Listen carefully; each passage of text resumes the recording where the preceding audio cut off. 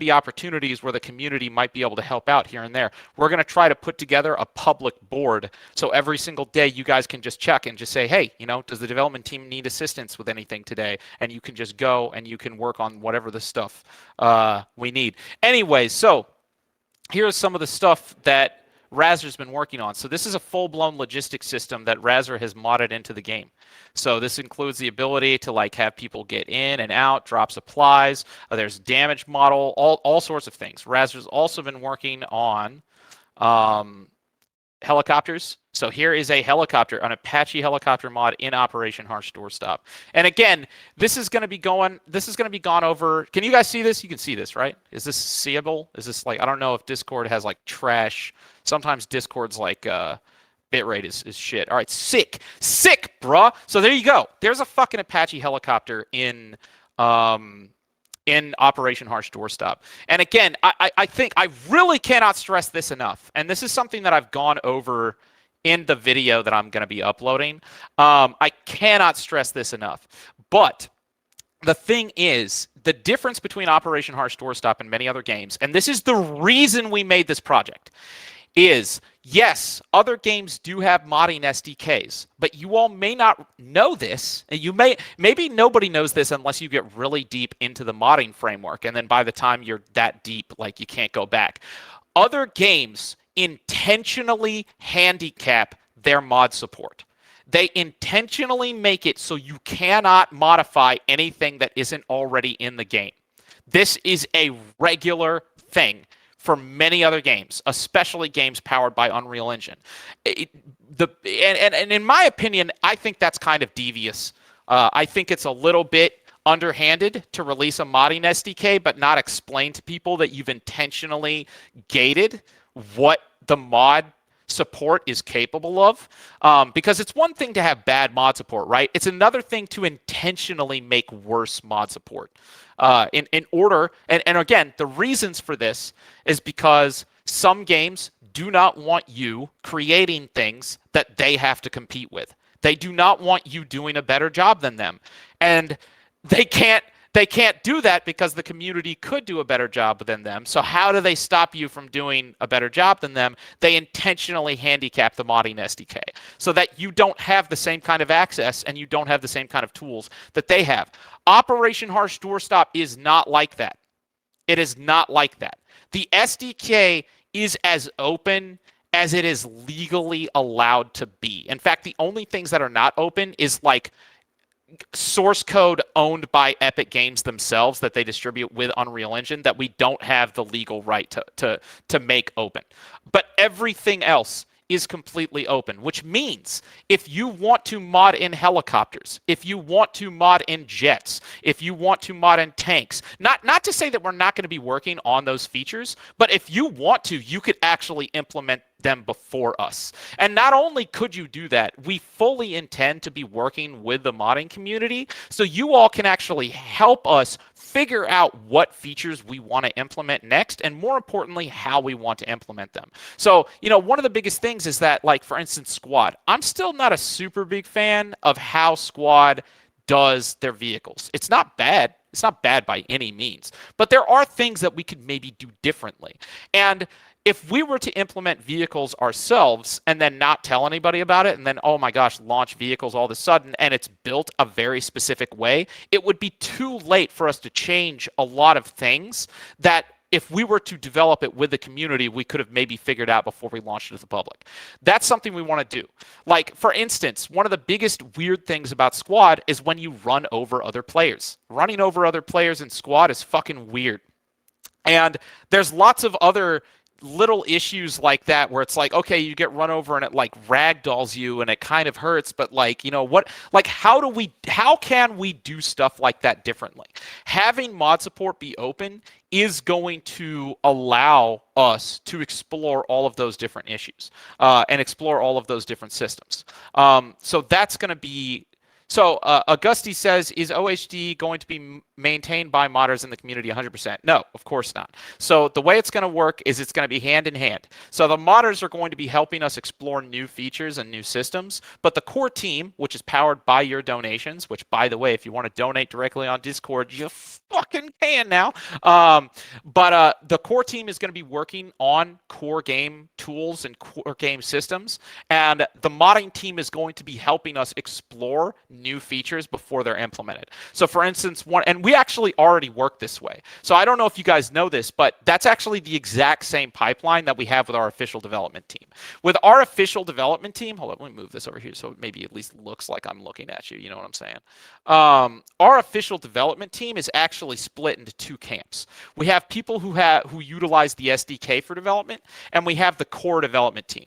The core development team are things like the lead programmers, and they're going to be the ones that are going to be working on all of like open heart surgery stuff, like the version of the project that is just like completely decompiled, where they can change everything, even stuff that potentially makes the game unstable. But the only people who actually develop on that branch are people who are, the lead engineers and the ones building the base project. Then the rest of the team has access to the SDK, where they're able to more safely utilize the core features in order to develop new features. What happens is we actually give the exact same modding SDK to that branch of our core development team, and they actually use that to prototype features. And as soon as the feature is prototyped, it then gets handed off to the core development team. We tear it all apart, we refactor it, make sure that it's clean, make sure that it's going to work with the rest of the base game, and then we implement it as a core feature. So that's something that we're going to be doing with the community on a day-to-day basis. So every single day, you all are going to be hopefully out there showing us, hey, what if we did things this way? What if we did things that way? Hey, I made helicopters. Okay, well, what does the helicopter do? Does it have any weird, fuckiness in terms of like physics glitchiness? Okay, it does. All right, let's figure out what's causing that. It's going to be way faster for us to work with the community and prototype features in the open than it is going to be for us to do that privately. Because if we do it privately, we might run into weird roadblocks where it's like, okay, this helicopter's glitching out now, but like we don't know why. But if we do it in the open with the public, we're going to have a lot of people that are going to be like, oh, hey, I know exactly why that's happening. Or maybe we'll even have multiple people developing the same feature in completely different ways, and then we can compare and contrast between the different implementations. And as soon as we test all of those, we can then decide on the best implementation, and the community, we might even do a vote where it's like, hey, do we want to do this helicopter model or this helicopter model? We all vote and we look at all of the mods, we play on them in all workshop, whatever gets the most vote, okay, we sick the core development team on that, we take it, tear it apart, and then put it into the base game, and that's going to be a part of the new vanilla experience. That's how we intend to operate. That's kind of how we've already been operating, but now that the game's going to be out, that whole process is going to be public. So that it's going to be, in fact, even our core developers are going to be working on Steam Workshop. Like, the vehicle system that we've already built is actually on Steam Workshop. Like, we're going to be developing the SDK. It's going to be uploaded as a private, we might make it public now, but we're already using and planning to utilize Steam Workshop as a part of our official development process. I don't know why other teams don't do this, honestly. There's some weird stigma where it's like, oh, the official developers can't use the Steam Workshop. I don't fucking know why. The Steam Workshop is like an incredibly amazing tool, and it's very odd to me that official developers don't use their own Steam Workshops as like a development platform in order to prototype new features and stuff. I guess there's a handful of developers that do, but it's not common practice, and it should be. I don't understand that. Are you planning on using the workshop like Gmod where we can just download stuff we need from modded servers? Yes, we are. So as of right now, again, game is in early access. There are some big features missing. Getting the workshop enabled at all was very difficult. In fact, and that's something that I go into with my video. We have intentionally focused more on implementing things like workshop than some of the more tiny details that I think some people complain about. Because some people are like, oh, I think the animations should be different. And it's like, you know what? We're not even thinking about that right now, because our main objective is to have Steam Workshop day one. That's our main objective. And there's a lot of other games out there, Ground Branch, Ready or Not, that get all the details right, like get those minutia, like, oh, the reload animations, all that stuff is super sick. But they don't have Steam Workshop day one. That was non-negotiable for us. Steam Workshop day one, no matter fucking what. Oh, did I freeze? I'm back. I'm here. Oh no, Discord, please. Whatever. I mean, you guys are gonna have to just figure this out. This is dude. I'm gonna make content this way. This is great. I can finally do these, and then I can just I can just film this, bam, throw it up on YouTube. Content, hashtag. So anyways, what was I talking about? I don't know. My brain just got thrown off track. What was I talking about? Shit. We'll figure it out. Hold up. Let me see if this video is uploaded the rest of the way yet. All right, yeah. So we wanted to have Steam Workshop day one. Now, that's happening. So Steam Workshop is day one coming out. Some of the things that are going to take additional effort that we still want to do is automatically downloading mods when you join the server. As of right now, you can have modified servers on Steam. So like you can modify a server, and if somebody has all the exact same mods, they can join that server easily. Not a problem. We do not have it so it automatically subscribes to those mods upon joining. We will. We plan on doing that. But it's a little bit more fucky than I think most people realize in order to implement that functionality. But that's one of the things that we want to do almost immediately after. All right.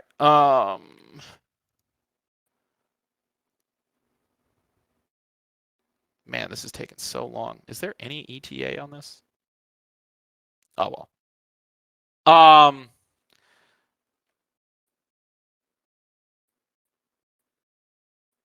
Yes, the SKS bug should be finally fixed. We targeted a lot of those. We focused on fixing most, if not all of those. I don't know if that's available in the single player demo or in the... Did we push... Hold on, let me see. Pookie, are you there? Invite. Pookie, let's go. Come on, get up here. Get up here.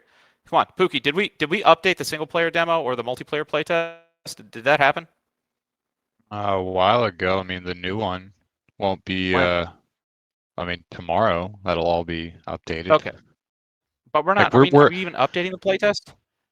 No. I mean, it doesn't matter because we're tomorrow just it doesn't game, matter. Right? Like, It'll matter. The main okay, build will be the thing, and the SDK will be. I have fully no updated. idea how anybody even knows that the SKS bug is fixed yet, because the SKS bug is only fixed on the internal build, so I don't know how anybody knows about that. But yeah, I mean, but it is fixed. There's still parts of it that are wonky, but right, sick. Most of that got fixed. Agustini says, so the modders will maintain this game alive. So yeah, so look, I have seen some people try to use that as criticism, where they're like, so you're going to have modders make the game for you. And here's, again, I actually addressed this in the video that is only 66% uploaded for right now. But here's the thing. Our team members, the vast majority, if not all of us, came from... Okay, thank you, Pookie. Goodbye. I'm gonna take over now. I'm gonna bring you back later when I need you, okay? Okay. Okay, good. Good boy. All right. So here's the thing. All of our team members are, if not the vast majority of them, are modders from other games. Now, many years ago, we all got together and we had this ridiculous realization. A realization that I think everybody everybody said we were fucking crazy. I don't think it's possible to say that anymore. It's impossible. But many years ago, after working on mods for other games and sitting around doing all of this work for projects that weren't ours, we thought about it and we were like, you know what? After looking at how much work it's taking to not just make the mods for these games, but also to continuously deal with all of the problems that these studios are making for these modding SDKs, we think it might actually be easier. Not like, oh, slightly more effort, but like it might actually be easier and pay back more for us to just make our own game from scratch than it would be to be making mods for this other person's game. And we keep another person's game that we're making a significant amount of money because they're buying this other game and we're not getting any of that for these mods that we're making them. And back in the day when we said that, we were like, wow, it might be easier to make our own game. Everybody was like, that's not true. And then we fucking did it. So I know that there's still people that try to say that that's not true, but I feel like that's just like empirically like improvable wrong now. But when does empirically proving things wrong ever shut people up on the internet? You know what I'm saying? So here's the thing. Here's the thing, my dude. I have this firm belief that if you get to a point where you have your modding community that is making more content than the official development team. You need to stop charging for your game, like frankly. And there's many games out there. There's many games out there where they're $30, $60 games, and there's more content on the Steam Workshop than there is from the actual fucking studio, which is insane. Not just more content, but like better content. Better content. And there's many games out there where, yeah, they're actually completely maintained by the modding community. But the only problem is that the game is still a commercial game. And you have these people at the studio raking in money from sales of people buying the game only to play mods that get none of that. So our whole perspective was like, what if we made a game that was like those games where we have the modding community maintain it, but instead of being dickholes and still charging money for it and acting like somehow we're doing more work than everyone, we just gave it away for free because we accept that the modding community is going to be working on this game at least 50%, if not in some cases more. But if it's free, that's a non-issue because that's what makes this a community developed game. That's the whole point of this. That's why I'm not charging for it. It doesn't deserve to be charged for because this is your all's game. This is a game owned by everyone. This is a game that we're all going to be making together. And one day, when I fucking die or some AAA studio hires a hitman to shoot me, I have also structured this game so that way, even if the core development team falls off the face of the earth, you all will be able to continue developing it without us. You will not require us. And there's additional features that we intend to implement in the game that will allow that to happen. So one of the first things that we want to do, as you guys know, the current version of the game has no DRM. No DRM. Fucking put this game on Pirate Bay. I do not give a shit.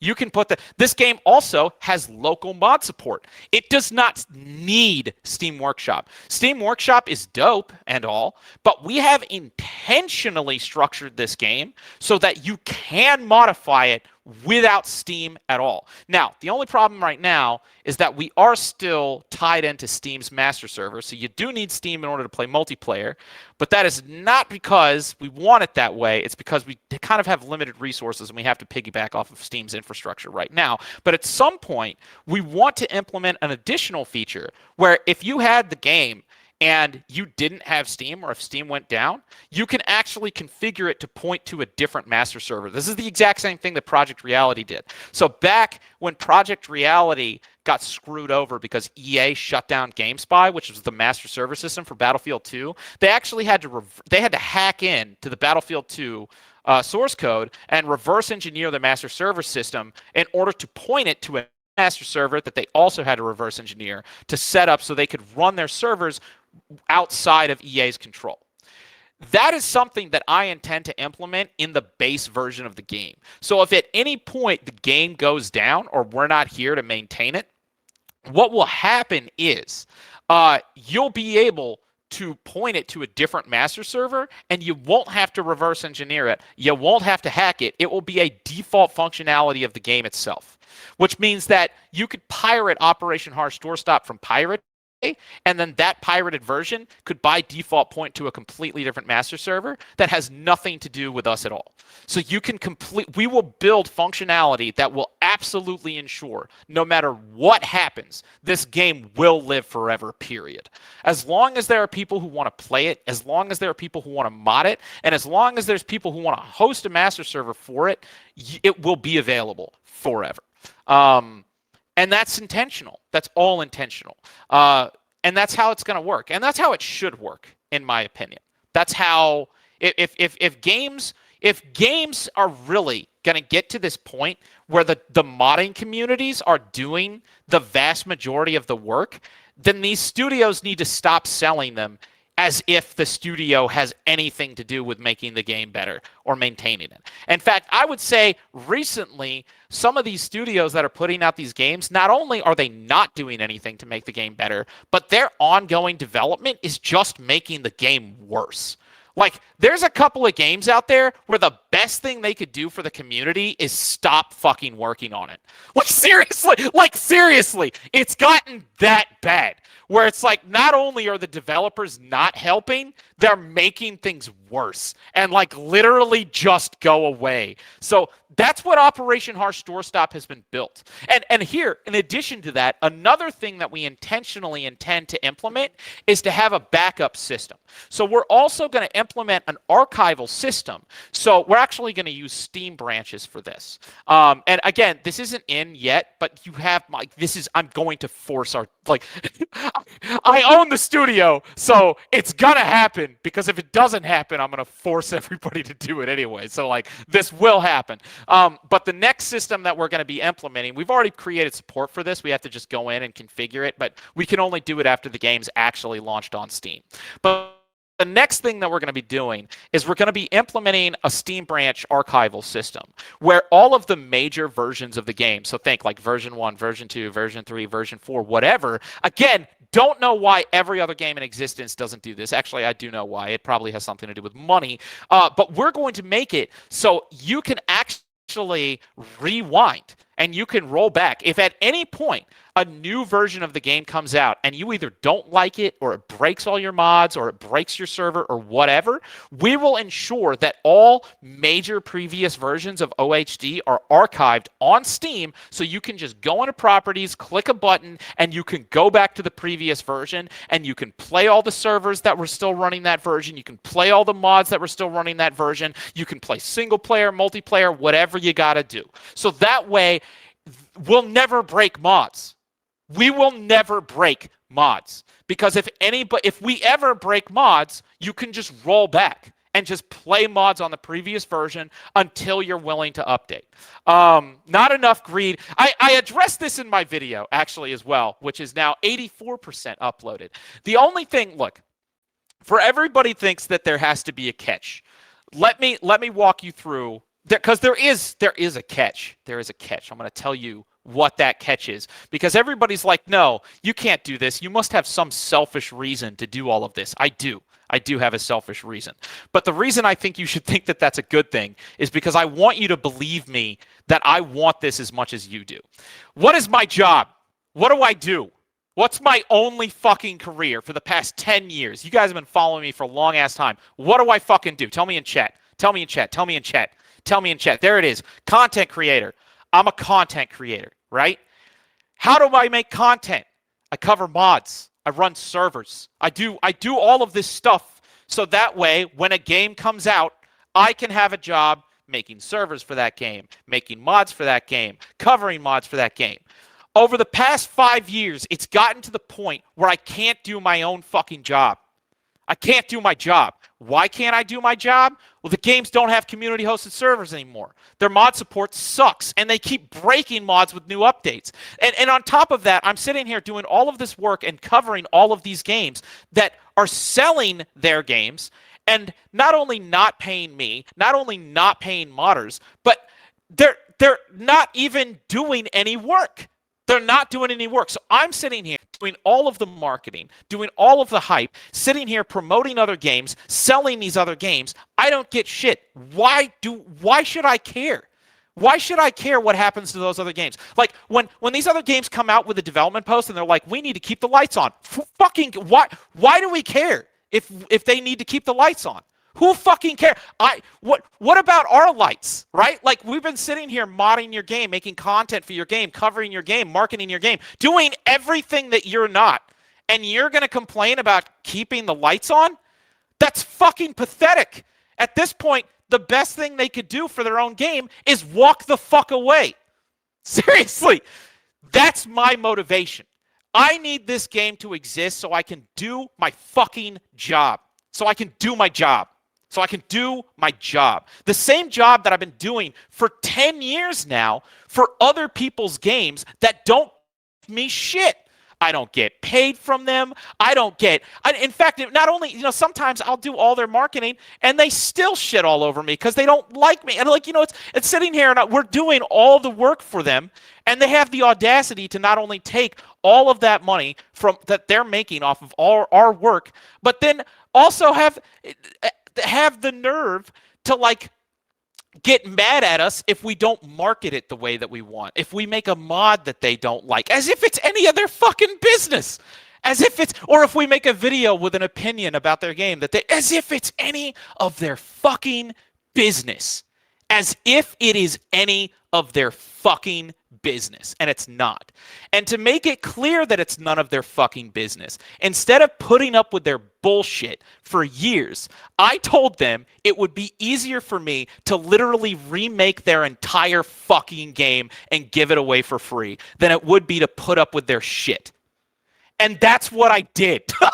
And everybody said that it wasn't going to happen, and it fucking did. And like, yes, I will say, we don't have every single feature that Arma has yet, but by God, if we keep going the way that we're going, we're gonna get there pretty fucking fast. And I know the reason that I think we have a very high likelihood to succeed is because you all are in the exact same boat that I'm in. You all are in the exact same boat. I know you guys are just as pissed off. I know you guys are just as fucking annoyed as I have been for years. And my revenge was building this entire thing to not only give everybody an option, an alternatives, but to save myself from having to put up with that. To build a place similar to Project Reality. I miss Project Reality, man. I miss Project Reality. Project Reality was a free game. And I had a full-time living just running a server and playing that game for free for 5 years. Do you think I give a shit if the game that I'm playing costs any money? I don't. And I think that's the thing a lot of these people don't understand. They don't understand, like, we don't need them. We do not need you. You are not just secondary, you're tertiary. In fact, not only that, you're a detriment to your own get out of the way. Get out of the way.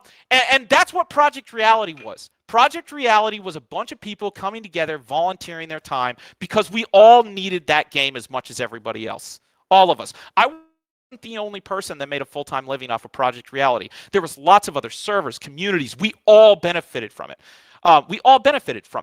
That's what Operation Harsh Doorstop is. That's my motivation. That's why I need this. That's why you need this. That's why Karmakut needs this. That's why Big Fry needs this. That's why everyone needs this. We need this to exist. We need it. Not only for ourselves so we can do our job. I mean, there's a big part of that. Like, I want to be able to make mods. I want to be able to host servers. But in addition to that, we also need this as leverage. We need this as leverage. Even let's say you guys are like, hey, I don't even want to play Operation Harsh Doorstop. I just want to play Game X or Game Y. But let's say you're also pissed off because Game X or Game Y are doing all of the things that you hate. Putting in emotes that don't belong there. Not supporting modifications. Not allowing community servers. Well, until now, you've had to just put up with that shit because their answer to you was, where are you going to go? Where are you going to go? What else are you going to fucking do? Now you have an answer. Now you can look them in the eye and say, put this in your fucking game or I'm going to go support BlueDrake. And I can tell you, if anything is going to trigger them more, that sentence is going to drive them up the fucking wall. So, put this in your game or I'm going to go support BlueDrake. That is like the ultimate fucking threat. Like, because not only am I cancer as fuck, not only do they fucking hate me, but by God, that sentence is going to light a fire under their ass. And they might, maybe get back to fucking work and make their game actually good instead of it being just a shitty little money-making scheme.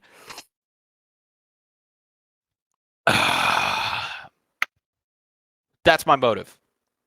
I feel like most people knew that was my motive, but it just needed to also be said so everybody is just absolutely aware that yes, that was and is still 1,000% exactly why this game is going to exist. So, with that said, I have no idea if anybody's recording this. I'm not recording this, but yeah, if anybody is, feel free to post it. I don't give a shit.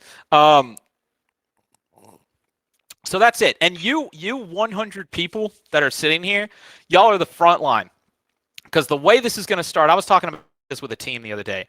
I know that there's a bunch of people still, because again, I think there's a lot of people that still don't get it, right?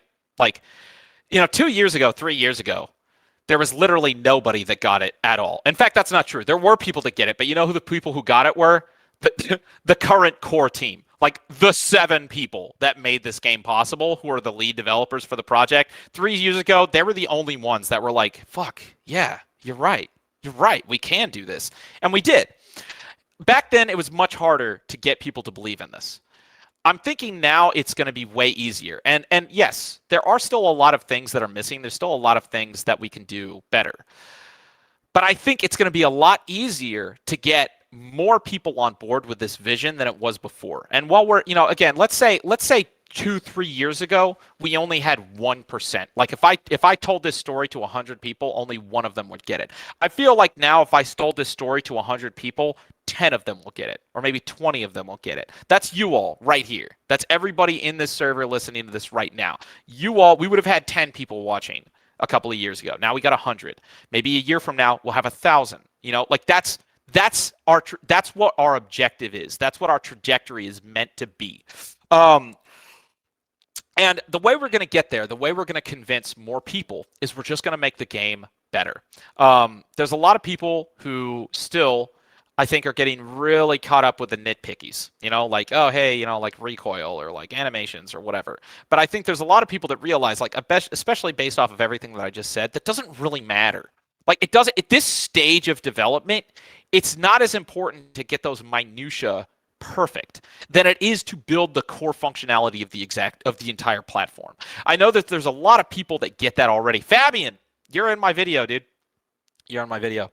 The video that I'm posting right now. Fabian's one of them. I don't really know you that well at all, unless I do. Do I have any DMs with you? Hold on, let's find out. How well do I know you? I don't.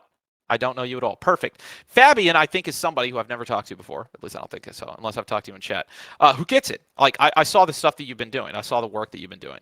And I think, people are already starting to poke around in the SDK, and it's like, oh, shit. Like, you can do a lot with this. Like, yes, it's an empty warehouse, but it's a warehouse. Like, it's a functional building. It is a structure that is working right now, and you can build within it. And there's a lot of other people, like Razor. Razor was building the entire logistics system the other day. It's not, his logistics system isn't game ready by any means, but it's already helping a lot because it's not going to take a significant amount of work in order to get some of those features in. What is going to take a lot of work is deciding how we want to make them. How are we going to have logistics work? How are we going to have construction work? How are we going to have helicopters work? How are we going to have jets work? That's almost half the battle. I could have jets in tomorrow. It'd be shitty. They'd be shitty jets, and they would not work the way that everybody wants to. Putting these features in is not what takes time. Tweaking them and getting them perfect is what takes time. And the way to accelerate that process, is by incorporating the community. Because at the end of the day, I mean, what is a good game versus a bad game, right? A good game is just a game that everybody likes. A bad game is a game that everybody dislikes. But what makes a good game versus a bad game is just the audience, like if I had an audience full of people that were like, I don't know, green aliens that only liked watching mice eat crackers, then Operation Harsh Doorstop to them would be a shit game. But a mice cracker eating simulator would be fucking amazing, right? But with this specific crowd, it's the opposite. We all want a tactical shooter. What kind of tactical shooter that we want? Well, we want a tactical shooter that we like. How are we going to figure out what we like and what we don't like? Mods. Workshop, Steam Workshop. I'm going to go onto the Steam Workshop every single day, and I'm going to sort by most trending that week. And I'm going to say, hey, everybody likes this one, or everybody doesn't like this one, or whatever. And that's going to make it way faster and way easier. I have additional ideas of how we're going to create more core functionality inside of this Discord as well, where people can not just put in suggestions, but self-organize those suggestions in ways where you can get an idea of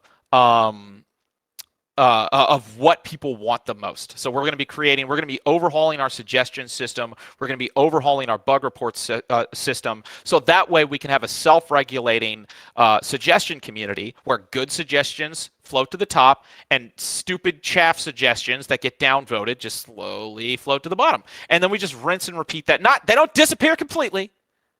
Well, okay, maybe the really, really bad suggestions will. But They'll still be there, but we want to prioritize what people want. And I think that there's lots of infrastructure that we can implement that makes that possible. Dude, I love this. Gooms, Chach, guys. This is fucking great. This is what the fact that this feature was put in a day before launch is like a sign from God. It is a sign from God. This is amazing. I'm doing this every single day. You know that, right? This is happening every single day. I have a soapbox. I have a soapbox now, and I can sit here and talk about game development and just sit here and chit chatter about the vision of the project for hours, which I would say right before launch is probably exactly what we need. This is fucking great. I'm so happy right now. I got my tea. This is good. Anyways, yeah, I love everybody. I love seeing all the people in chat. Ponchovi, you've been doing amazing work. Everybody's been doing amazing work.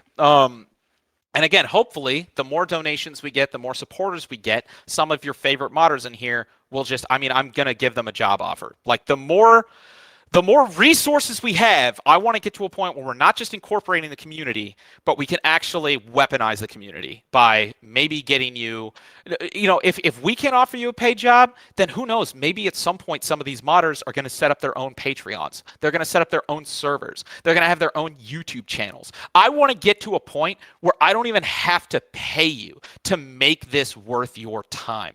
I want to make it so in the same way that YouTube set up a platform where YouTube is now organically my career, I want to get to a point where Operation Harsh Doorstop is your career. Not because I sat here and paid you, but because you figured out how to make Operation Harsh Doorstop work for you.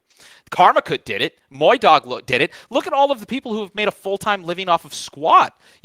I'm hoping that Operation Harsh Doorstop, because it's more open and because it's free and more accessible, it's going to be like that, where you can turn this into a career, but it's going to be easier because you're going to have more traffic. You're going to have more people downloading the game. It's going to be easier to onboard people. It's going to be easier to recruit people. It's going to be easier to convince other modders to join your team, because you're going to say, hey, what would you rather do? Be on a mod team where you're sitting here making free content for a $60 game that's ruining all of their updates with shittier and shittier patches? Or do you want to switch over to a game that's completely free and make a mod that everybody's going to be able to play without shilling to somebody else that has nothing to do with you?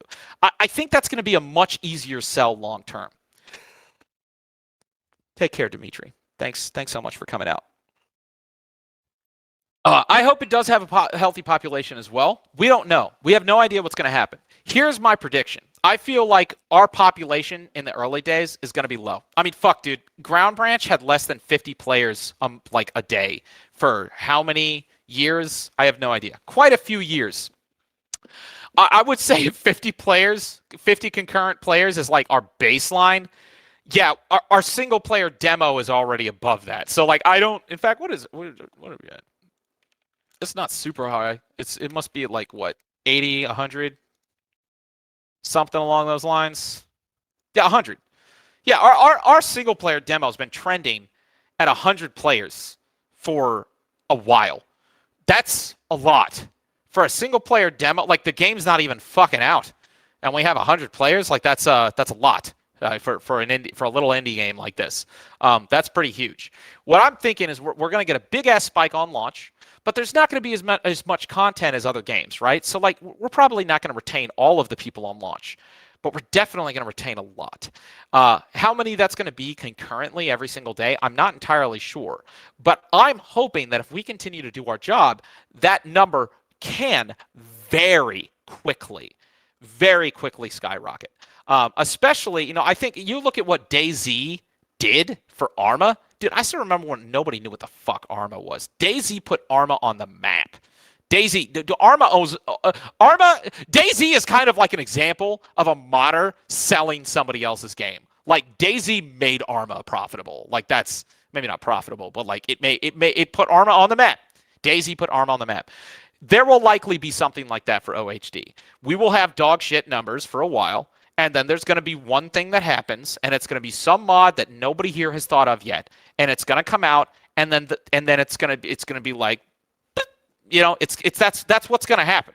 That's what I believe is going to happen.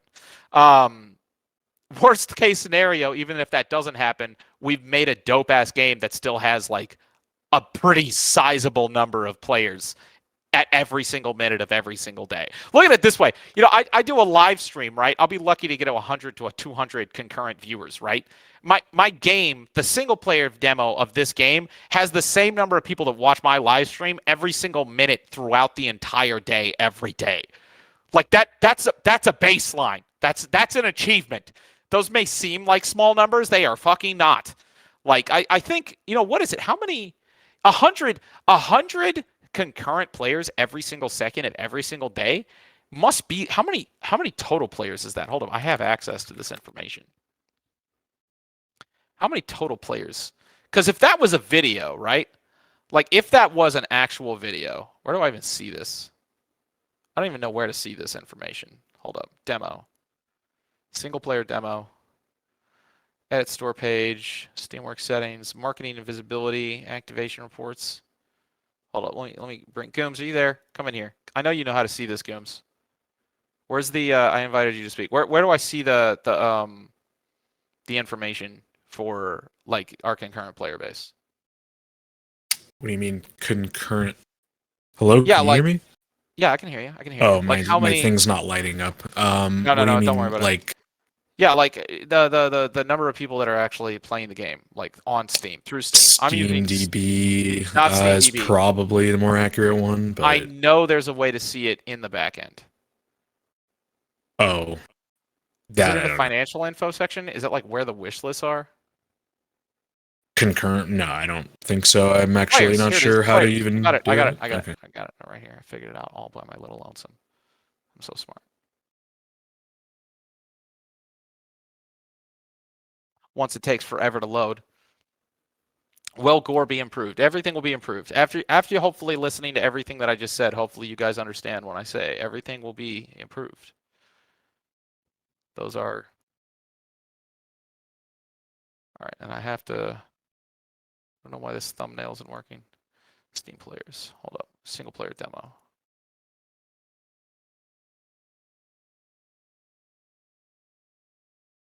Where is my unique number?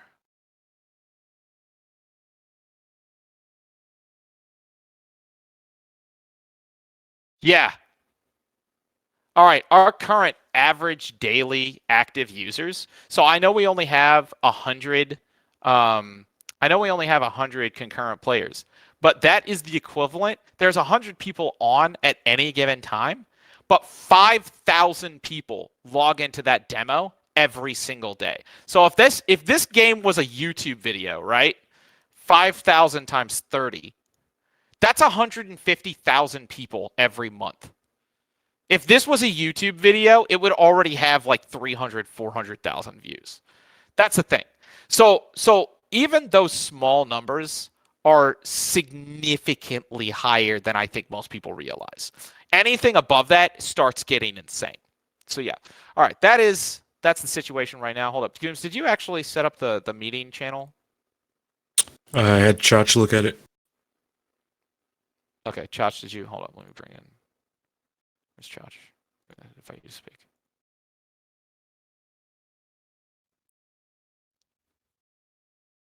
Chach, you there? I invited you.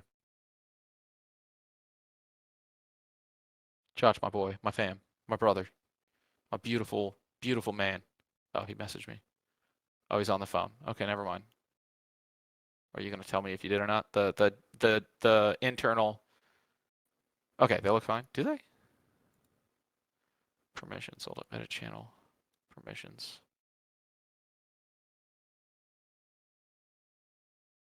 Lead developer affiliate view channel. Okay, sick. Yeah, it does. It looks fine.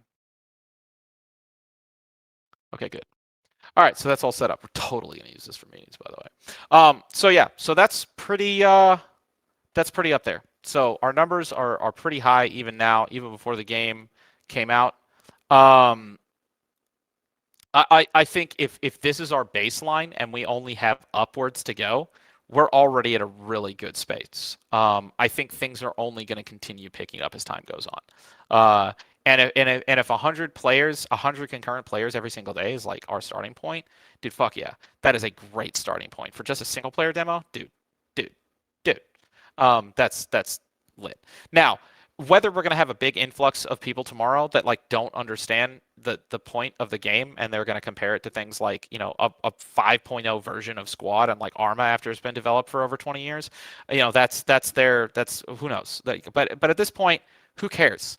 We're going to come out swinging, and we're going to start making this game better. And even if there's a lot of people day one that don't really appreciate this, they're definitely going to appreciate it after we continue working on this, and especially as the modding community continues working with us, and we're going to just continue making the game better. We're going to earn that respect, even if we don't have it day one, pretty quick. And I know there's a lot of people that are like, well, why are you launching early access? It's too early. I don't think so. I think this is the perfect time to start bringing the modding community into the game. You guys have already been making some pretty incredible things in the SDK, and I think that that is only going to explode after Steam Workshop is out. Because I'm not going to lie, man, I know how it goes, dude.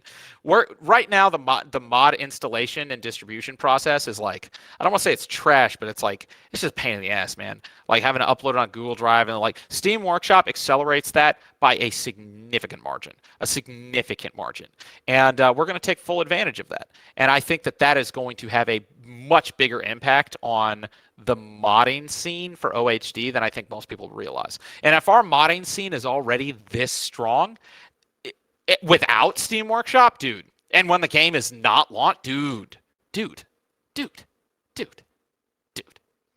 So yeah, will there be tutorials to upload to Steam Workshop? I'm sure there will be. Not from me. I mean, I guess I can make that, but again, I feel like that is absolutely something that you will be very quick to. The community can make those tutorials. That's what the community is here for. So I see if nobody makes a tutorial on how to upload to the Steam Workshop, then we'll make it. That'll be very sad if that's. I feel like if the community can't do that, though, we've already lost. All right. I've had my soapbox moment. Let's answer some frickin' questions, shall we? Everybody go ahead and raise your hands. Whoever wants to ask questions, let's do it. I've got my little show requests thing open, and I'm going to start approving these, and you will have some time to ask your questions, and we'll go from there. And then we're going to do a playtest, and I will live stream the playtest, and we will go from there. Is that good? Everybody down with that? Hold up, I can't even figure out how to get back to chat. Oh, there it is. Oh, dude, this is so good. Gooms, this is so good. Do you agree that this is amazing? Yeah, I'm glad they finally added it. We've been talking about this for ages, that they need to do it with stages. So. The freedom that I have. Oh my god, and it's so perfect. Oh, we're gonna use this for the meetings, dude. This is our new meetings, dude. This is perfect. This is perfect. Yeah, even for internal purposes, this is pretty freaking sick. All right, let's go. Time to talk to people. I'm gonna move you back, Ooms, but I'll probably ping you back here in a second. All right. Spite, you're a Patreon supporter, so you get precedence. What's up, dude? Hit me with your questions, my man. I have invited you down. Oh, sick. The chat still shows up even when I have this open. Oh my god, they thought of everything. They thought of everything. Spite, my dude, you gotta accept the request. I don't know what it looks like from your side though. I'm sure there's a button or something that you can click. There you go. What's up, my man? Now you gotta unmute. There's lots of buttons you gotta press to make this happen. I'll give you a minute. I'll give you a minute to figure this out.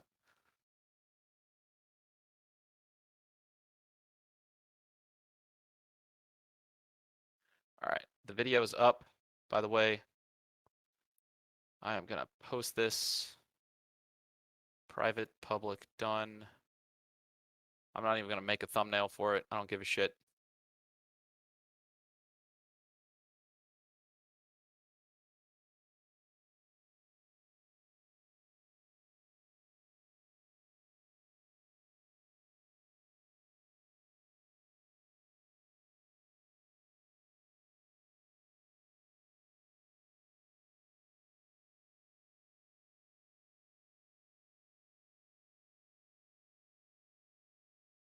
There's the video. Go watch it, please. I'll post it in here as well. Why not? Have you figured out your mute button yet, Spite? Maybe you don't have. Do you not have permissions to like? No, you don't. You're not server muted, so you're good. And then it would also be cool. All right, you're unmuted now, Spite.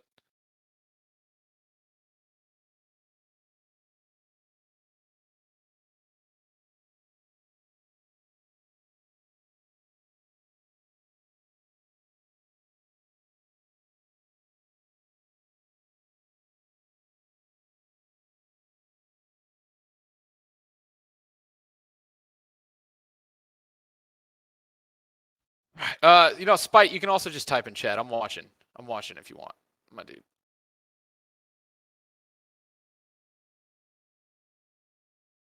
Here we go. Yeah, I see you. I see you typing. I'm watching your thoughts. You have my entire attention.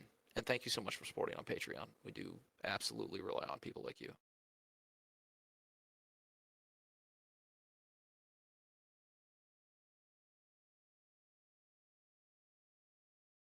How do you feel about Armor Reforger damage system for vehicles? Again, I mean, that stuff, I feel like this is all of those features are going to be things that we figure out whether we like or not as a community. I have not played I've played a good chunk of Armor Reforger. I haven't really pushed their vehicle damage system to the limit, but I would definitely say anything that is an improvement is going to be impressive to me, and it's going to be something that we're going to want to implement into the game. So I would definitely say that, yes, I mean, we would absolutely like to incorporate that. Whether we can or not, that's entirely dependent on how much resources we have and how far down the list. Like, I'd rather get just a normal version of vehicles in first and then slowly iterate upon that to put in more and more features over time. But yes, and that is something, actually, save that in your brain, because once we put up the suggestion system, oh wait, hold up, let me also put invite people.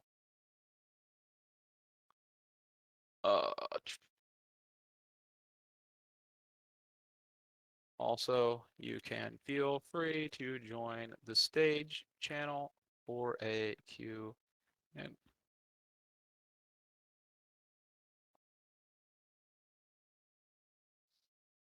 boom, done and done.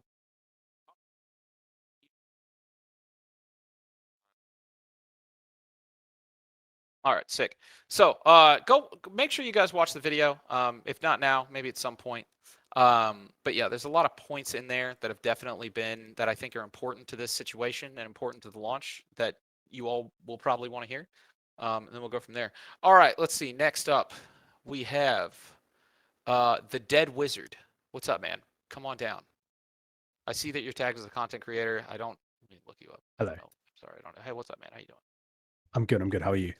I don't know. You've been watching me like freak out over the past hours. You're hyped up. Yeah, you have a pretty good idea of how I am right now, I'm assuming. Yeah. So what's up? Hit me with the sweet information request. Yeah, no worries. So got one for you, which is obviously you're going into early access. Things are up to this point. It's all been pretty quiet, really. I only heard about you guys literally through Steamfest, popping up on the front page there. Congrats, by the way.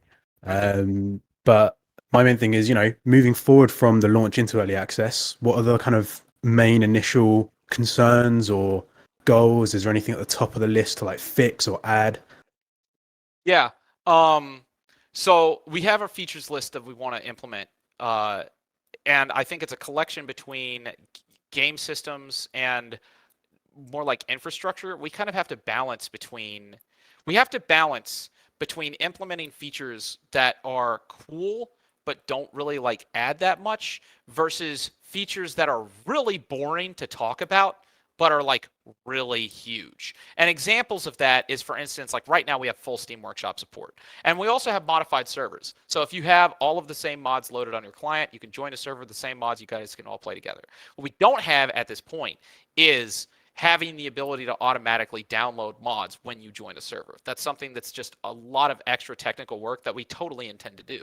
But it's boring to talk about. It's kind of hard to write a dev blog about that stuff, where it's like, hey, you guys want to hear about package distribution through a network for a couple hours? It's not really something. But then there's other stuff, right? It's like, vehicles. I think vehicles is like a big one, where it's like, that's flashy. It's fun to talk about. Everybody is really, but especially after, I don't know if you saw before, all the stuff that I showed with everybody making vehicle mods. It might get to a point where, like, dude, seriously, vehicle mods are already outpacing our own development. And we knew that was going to happen. We knew that. I think a lot of people didn't realize that was going to happen.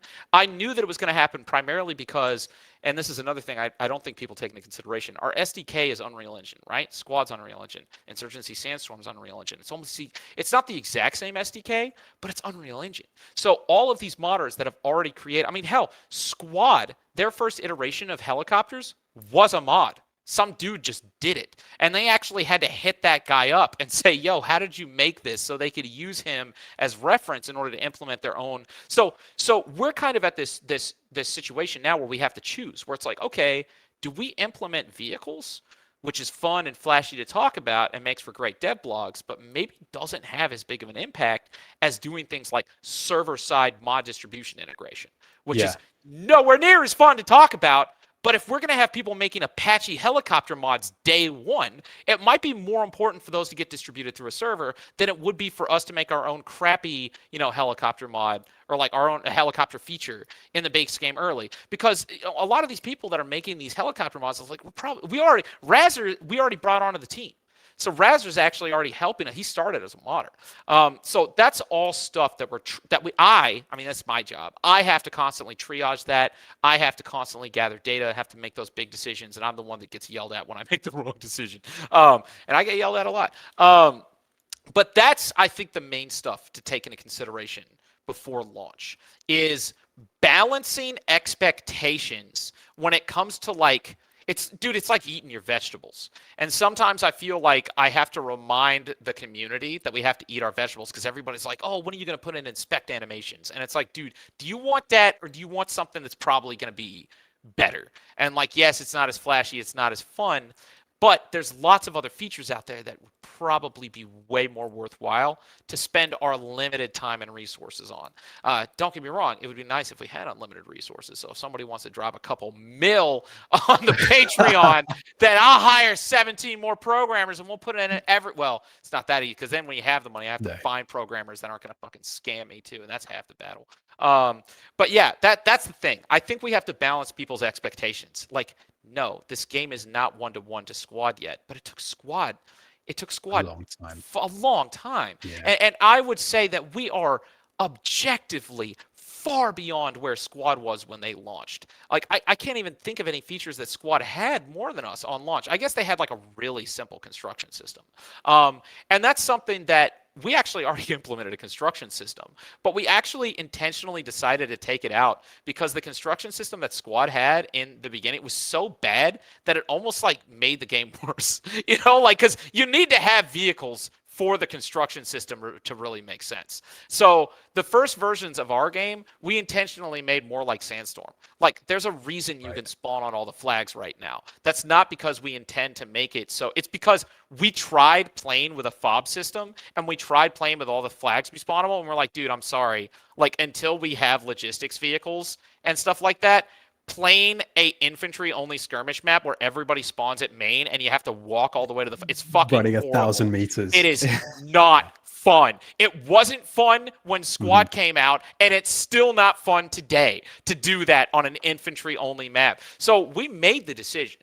We made the decision to actually have the game be the way it is right now, which I think is the right decision. Game is way more fun as it is than I think squad was day one, and as time goes on, we're going to get all of those features, all of the construction systems, all of the logistics, but we have to balance people's expectations. There's a lot of people that I think, I don't know what it's just that attitude, where it's everybody thinks that, that you should have, everybody wants everything all the time. You know what I'm saying? It's just and they want it now. Fucking America, right? Fast food mentality, give it to me yesterday or I'm mad. And we gotta fight that mentality. We'd be like, look, eat your vegetables, right? You guys want something great. It's going to take time. It's going to take effort, unless we had $1 billion. But then frankly, that's the other thing. Some of this stuff money can't buy. Even if I had infinite resources, I could not. There's some people on this team.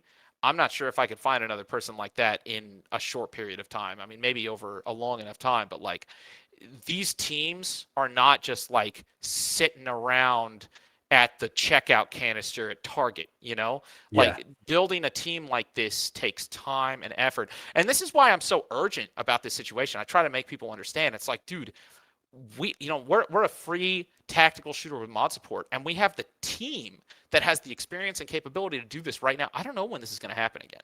I don't know when this environment this very organic situation where we have the people, the means, and the resources to achieve this just enough. We have just enough people and just enough of resources and just enough experience to make this happen.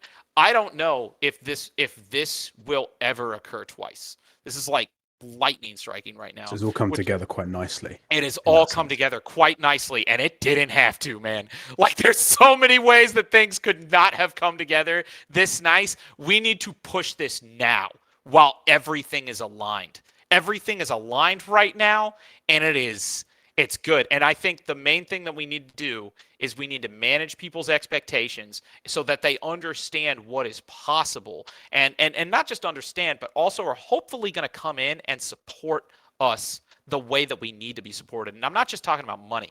Like, Patreon supporters are great, but some of the people in this community who haven't donated a dime, who are modders, have contributed way more than money ever could.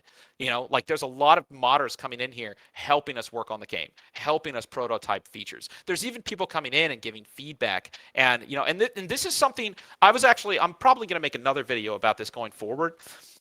We need to not just set expectations, but we need to cultivate a mindset. I think that the idea of games like Fortnite and Call of Duty, and where you basically have what I like to call the McDonald's formula, where you have the person who makes the goods and you have the customer, right? And it's this expectation where it's like, here's the customer. I'm not meant to do anything. My job is to sit here and complain until you get my order perfectly right, And in games like Fortnite and McDonald's, where you don't have any control over the experience, where you don't have any input, that I guess makes sense. It's not, I don't know whether it's like philosophically a good thing. I would say not. OHD is not like that. OHD is like, we are all on the factory floor together.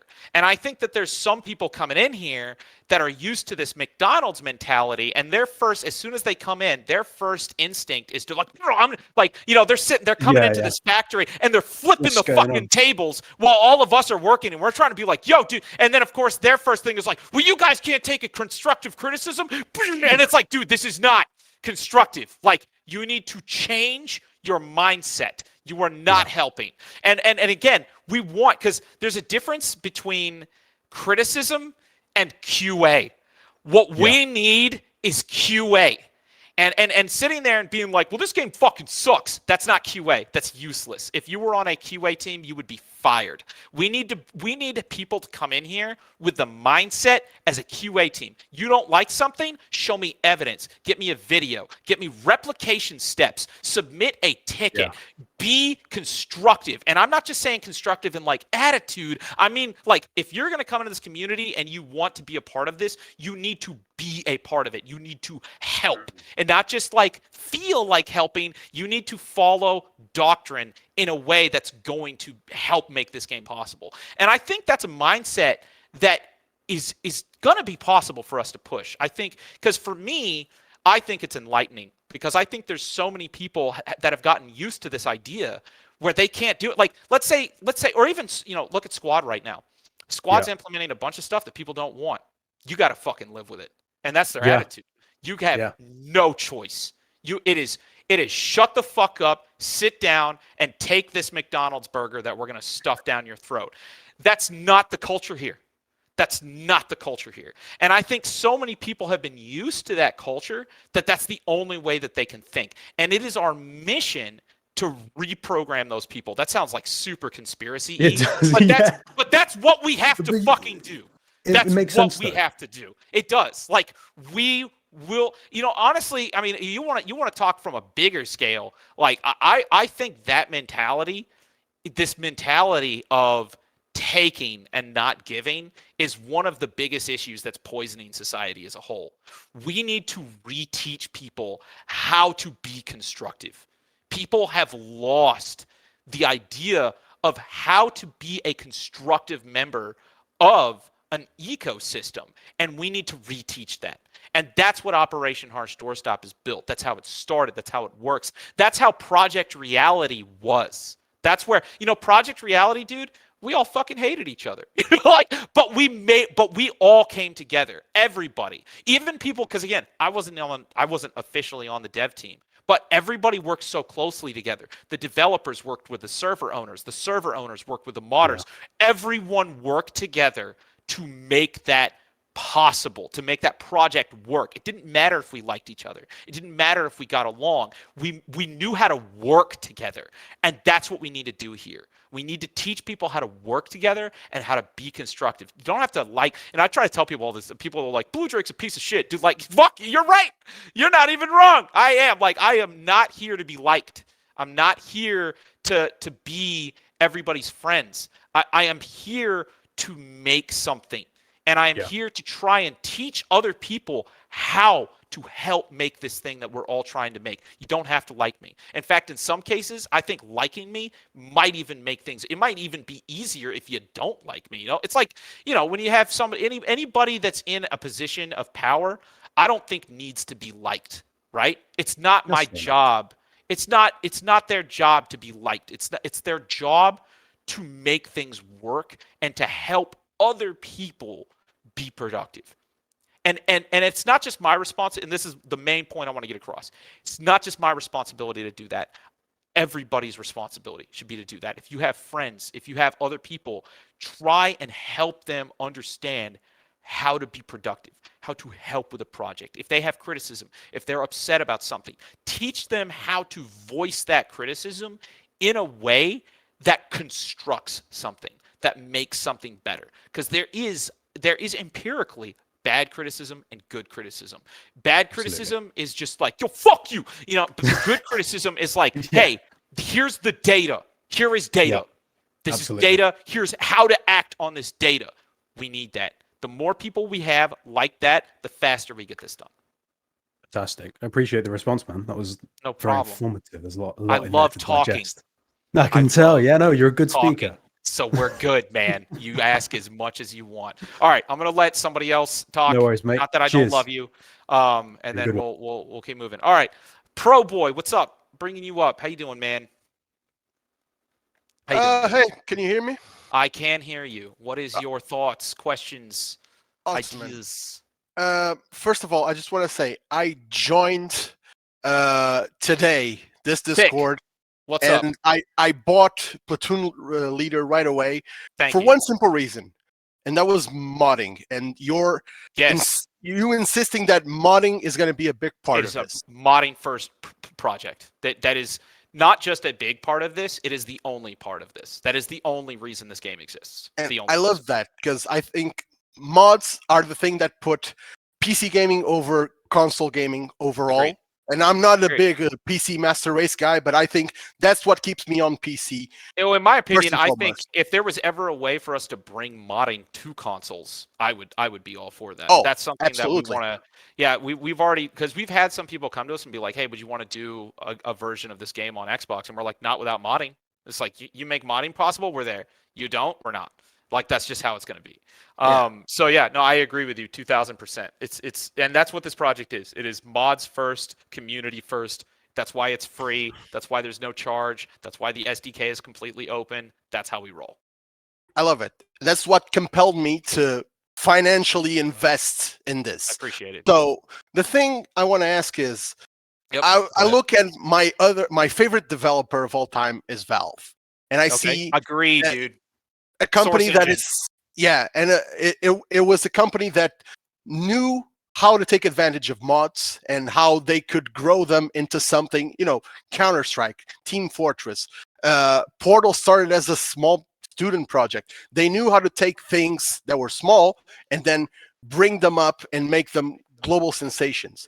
Now, the thing with Valve these days is a bit different because I don't know if you're aware, but there's a project called Classic Offensive that is trying to bring the 1.6 era of Counter-Strike to a source engine, like the Global Offensive engine. So like the original Counter-Strike ported over instead of what like Global Offensive is. Yeah. Exactly. But the guys there are having trouble doing that because they can't get access to the source engine like real access, like what Valve Right. can provide, Right. because Valve sees that as a way that kind of like Yeah. if people go here, they won't go Play- to Global yeah, Offensive. They won't go exactly. However, recently, I'm sure you're aware of this. A game came out called Military Conflict Vietnam, which is I also did hear about that. I haven't looked into it. Let me. it's pretty much Counter-Strike, but Vietnam. Vietnam. Yeah. Yeah, But and not Vietnam. It just has Vietnam in the title. Nothing to do with Vietnam though. No, it's an awesome game. Unfortunately, there's not a lot of people playing it, which sucks. But it's still in early access. But Right. they gave those guys access because their game is substantially different. Is this a source game? Yeah, Okay. and it looks cool. great. Yeah, And it that's the CS:GO engine. That's what Right. CS:GO has. It's not Right. sourced to anything else. But they gave permission to those guys to sell on Steam, and they won't give permission to the Classic Offensive guys to launch and develop for free Classic Offensive, You'll be able to because utilize Operation Harsh Doorstop to create the exact same experience they have with Classic Offensive if you want to. great. But my question is, say a couple of modders get together and they decide to make something, and it's something that might split the community. Like people will We don't go, care. "Oh, no, at I all." don't care. Yeah, free reign. Do whatever you want. If they decide to monetize it, if I have no control, and I have built it, so I have no control. You can do whatever you want. all right, that's If interesting. if at any point I try to control any of those things, you have my permission to pirate the game and rehost it somewhere else. Oh, that I wasn't expecting, but Yeah. yeah, that's what everyone wants out of Valve, and again, reassures me that I spent my money well in supporting Operation Harsh Doorstop. Yeah, So perfect. thank you for that. That's no problem. That's how we roll, man. Any other questions? No, that was it, man. Thank you very All right, much. sick. Thank you so much. All right, moving on. Mod creator, Mountain MCG. Let's go. I am going to be prioritizing like mod creators and stuff, but I will try to get to everybody.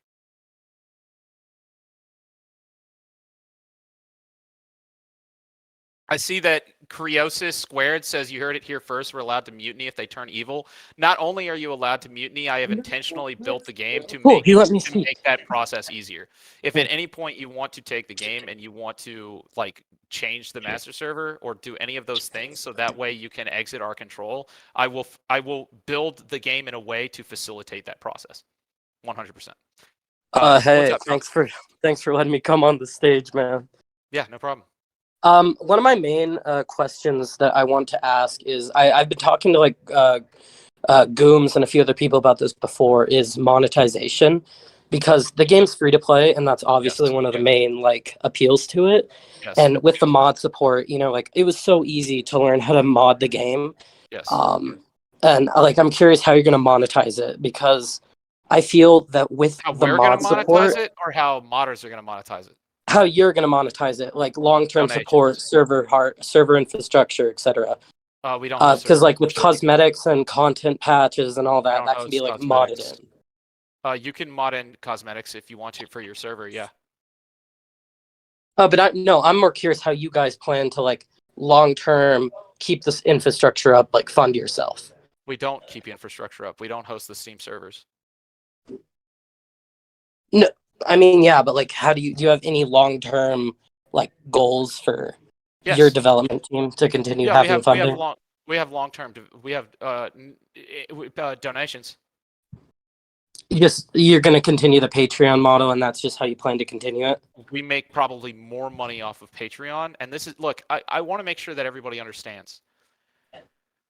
Our business model is not just, I mean, obviously I think that cosmetics and doing that stuff, I don't want to say it's like evil or wrong. I kind of feel that it is, but it's not that it's illegal, right? It's that it incentivizes making a bad game. And beyond that, it's not even necessarily profitable. There are so many free-to-play games that come out and have microtransactions, and I swear to God, they make less money than we do off of donations. Seriously. And Yeah. that's kind of my whole point. There are people with their wallets out there that want a game like this. It's not that like, oh, they hate microtransactions. They're willing to pay money. We had somebody the other day drop $600 on Patreon. Seriously. We have a lot of people, including myself. I mean, I've put a lot of money into this game as well. We have a lot of people that want this to happen. That not just want, need this to happen. And a big aspect of what this game needs to be in order for those people to be able to do their jobs is it needs to be devoid of those in-game microtransactions. It just needs to. It's not a matter of like, oh, you know, we don't want money. It's that we cannot implement anything that will interfere with what this game needs to be. And what this game needs to be is open.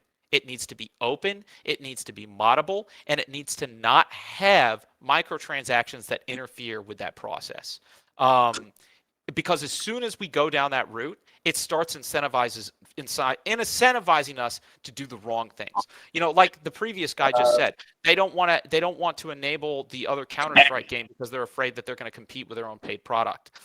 That's an example of how microtransactions can poison studio mentality. And that's something that we want to avoid. And I feel so strongly that we need to make a product like this that I feel that it is more likely that there are people out there willing to support us through donations and through things like Discord than they would want to support us through microtransactions. I guarantee you there are people who would rather spend more money donating than the money that they even would spend on microtransactions. Because I'm sure there's people here who have bought skins. I agree with that, but Yes. one of my I myself donated to get. Yeah, I myself donated to the game. I understand that mentality because this is something I wanted to happen. This is a game I appreciate. But my main concern is once you do launch and it goes free to play on Steam, the first initial reason I donated was to play the game. I then later, got into modding, got into the community, et cetera. But I feel like the mass majority of players will just see, a free shooter milsim on Steam, and they'll, they won't want to fund it, they won't want to donate, they'll just, leave it at that. Sure. Is that a problem? I mean, I don't see it as a problem, but I see maybe at some point it might drip out the community of donators because they might, eventually stop seeing a point to donating because the game is free. Obviously, I don't think so. Fans will continue to, it's still and here's the reason. So, look, there are a couple of things to take into consideration. So let me put it this way. We have worst case scenario plans and we have best case scenario plans. Now, worst case scenario plans. Let's take your absolute worst case scenario. Let's say the day we launch, every single person on Patreon, every single person on Discord is like, yeah, fuck these people, and they cancel, right? $0 from donations. We have structured the game. So even if our studio goes belly up, the game will still be moddable and it will still be fully functional, and the community will be able to modify it forever. And you will be able to continue development of the game with or without us. Now, the further along our development team is funded, then that stopping point gets better and better. Do you want our studio to go belly up when the game only has infantry combat, or do you want our studio to go belly up after we have all of the vehicles and jets and all sorts of other content? I would assume the latter. Because, look, our studio is going to go bankrupt at some point. Whether that point is 1 year or 50 years, I'm going to fucking die. This is not going to last forever. The objective is not to last forever. The objective is where are we going to be when things aren't lasting forever anymore. And I want to be in the same place. Look at Battlefield 2. Is EA developing Battlefield 2 anymore? This is a rhetorical question, but you should answer me or I'm not going to know how to follow up on this conversation. I don't follow Battlefield that well. I'm going to say no. Okay, there we go. Perfect. You guessed correctly. They do not. Battlefield 2 is very old. There are still development teams working on projects for that. In fact, if anything, the fact that the Battlefield 2 development team stopped developing has probably helped the modding teams, because now they don't have to release hot fixes in order to make the new versions of their mods compatible with new versions of Battlefield 2. The fact that Battlefield 2 is a stagnant canvas for them to build upon that does not move is incredibly helpful. I would like to get to a point where even if our studio dies, Operation Harsh Doorstop will be in a similar spot to where Battlefield 2 was, where it is a platform that any game or any studio could utilize for their project in order to create mods, in order to create community servers, whatever they want. Maybe in the same way, similar to like how Doom was created, the original Doom game.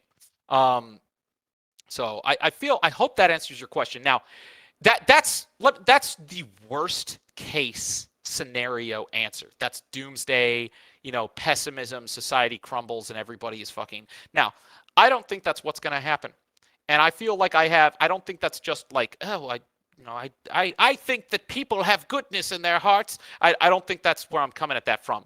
I have hard data to back up that I do not think that that's how this is going to go down. Yeah, again, you guys have taken like a massive personal risk with this, and this is such an incredible project, and I agree completely with what you're saying. In my opinion, it's a massive personal risk to not do this. In my opinion, seriously, I think it's a massive personal risk for Squad to be doing what they're doing right now. Like, I think that's the risk. I think the risk is to not be doing what we're doing, because here's the thing: how much money do you think Dr. Disrespect makes? Probably the answer millions. is a fuck ton. A fuck ton. Yeah. A fuck ton. The answer is a fuck ton. How does he make his money? Ad revenue and donations. Ad revenue and donations. There is an entire industry, an industry that I dare say may actually be larger per capita in terms of money than the games industry is. And that's the streamer donation-funded influencer route. I know, because that's what I did. That's what I am. I have hard data not just on my own front, but also all of the other people that I work with. And I know for a fact that if people are willing to donate $5 a month so some streamer can play video games and fuck around and he makes millions of dollars, there is no reason to expect that we cannot create a formula where people are willing to equally donate that money to a project where we're giving something that everybody wants. Because that amount of money, millions of dollars, dude, that's it. We're done. Like, that's end game. I wouldn't be surprised if Dr. Disrespect has made more money than all of Squad as a whole. Seriously. Fuck, PewDiePie definitely has. There is a number of celebrity gamers out there who make more money than all of these studios combined, but they have no software product. That's not anything against them. Their product is their personality, and that's worth it to some people. But the whole point here is that I want to challenge the industry with this idea that people are willing to pay more money for a product they want than to get goaded into paying money for products that they don't want. People are more willing to donate to a project that does the things that they want in a game than they are willing to spend money on microtransactions that they have to pay in order to get access to some bullshit feature. That's the gamble. But in my opinion, it's not much of a gamble, because there's a lot of data and a lot of history at this point that shows that people are absolutely willing to do that. And that's our angle. That's our angle. And I would say that we're maybe one of the first studios that has taken this leap, but I wouldn't be surprised if after we pull this off, this isn't just going to be... I think if we do this, we're not going to be an outlier. We're going to be the new standard. Yeah, I mean, I can count like tens of videos of people talking about this game, like how the business model is so different, how it's so outrageous, how they see it it's how not they see outrageous. flaws in it. But it makes perfect sense. Like that's also, the funny excuse me, I have to go. Go ahead. Yeah, thank you for your time, and thank you for everything you're doing. Bye. Absolutely, I appreciate it, man. We're doing it all together. But yeah, just to follow up. I know that there's a lot of people out there that are like, man, that's so crazy. They're doing something so outrageous. My perspective on this is that it's outrageous to not do this, seriously. And I feel so confident that what we're doing is going to work, that not only do I think that it is going to work, but I think after it does work, everyone is going to look at us as the example of how you need to do your game going forward. Because if you don't do your game like this, you will fucking die. Because there's no reason to do it any other way. There might be a handful of projects It's like, I don't know. I guess it's the difference between like the cinema industry and the Dr. Disrespect industry, right? You still pay money to go see Maverick, but that's because Maverick is a big budget production that's fucking dope and is worth that money, right? You don't spend money to watch Dr. Disrespect. His content's free. You can sit there and enjoy it, and you could optionally pay in order to get some passive rewards. Operation Harsh Doorstop is going to be the same thing. And I think that if we succeed and we make a really dope game, it's not going to like kill every single game out there that's paid. There's still going to be paid games in the same way that there's still movies like Maverick. But those paid games are going to be really good.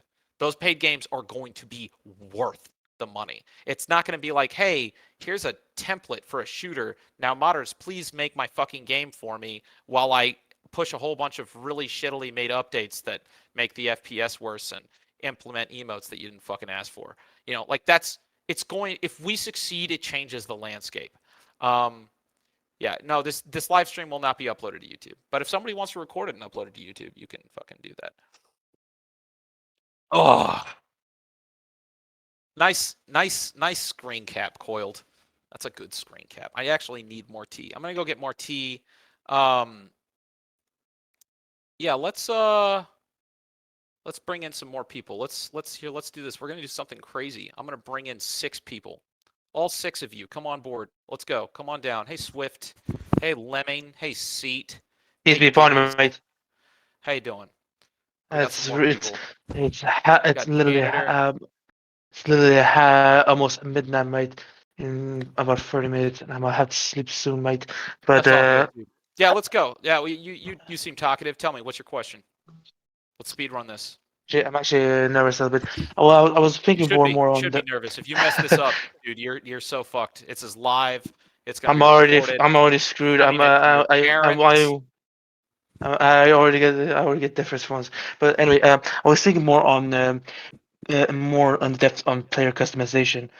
I hope I'm not gonna hate on this, like male and female on that. And facial customization, like you can make your own face in or We'll body play type around. in. So we definitely plan on having some form of character customization, but I think by the time we implement character customization, it's not really going to be character customization. It'll probably be tied into the inventory system that we've already prototyped. Because That's fair. we would like to have functional. We don't want to be like, yo, look at this new fucking pouch. Isn't that cool? It's like, can you pull mags out of that pouch? No, it's just No. it's a pouch.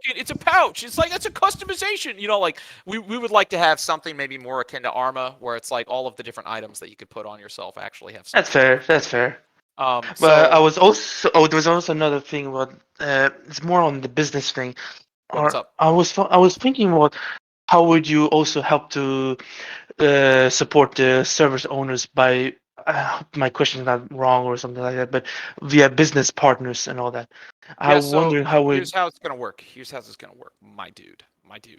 I was a server owner for many years. I ran Free Candy Van, which is a pretty cringe title looking back, but it was the fucking shit at the time. But we ran the Free Candy Van server for Project Reality, which for many years was the top North American I was server. there.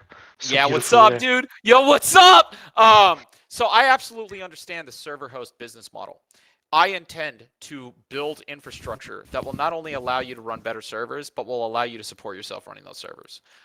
We want to implement things. So, for instance, we already have whitelists in. So if you want to have it so your donators get whitelists, you can. In fact, I want to even go as hard as to say that our approach to server owning and is probably going to be more similar to 5M. If you want to set up a server, you can reward your supporters and reward your donor in whatever way you want. It does not matter. Does not matter. You do whatever you want. Even with via streamers as well. Like if the like big time streamers like Dr. Disrespect would like to say, I want to do stream on this server and all that. I think there was some games that have like streamer mode or something. What's your question? You think I'm gonna stop Dr. Disrespect? No. You're good. No. I was asking more how. Sorry. I was thinking more how streamers could also help in a way to support the server owners and the staff of this games as well. You could set up your own Patreon pages. We've even been thinking about setting up systems where people could donate to servers in game if they want, or anything of that nature.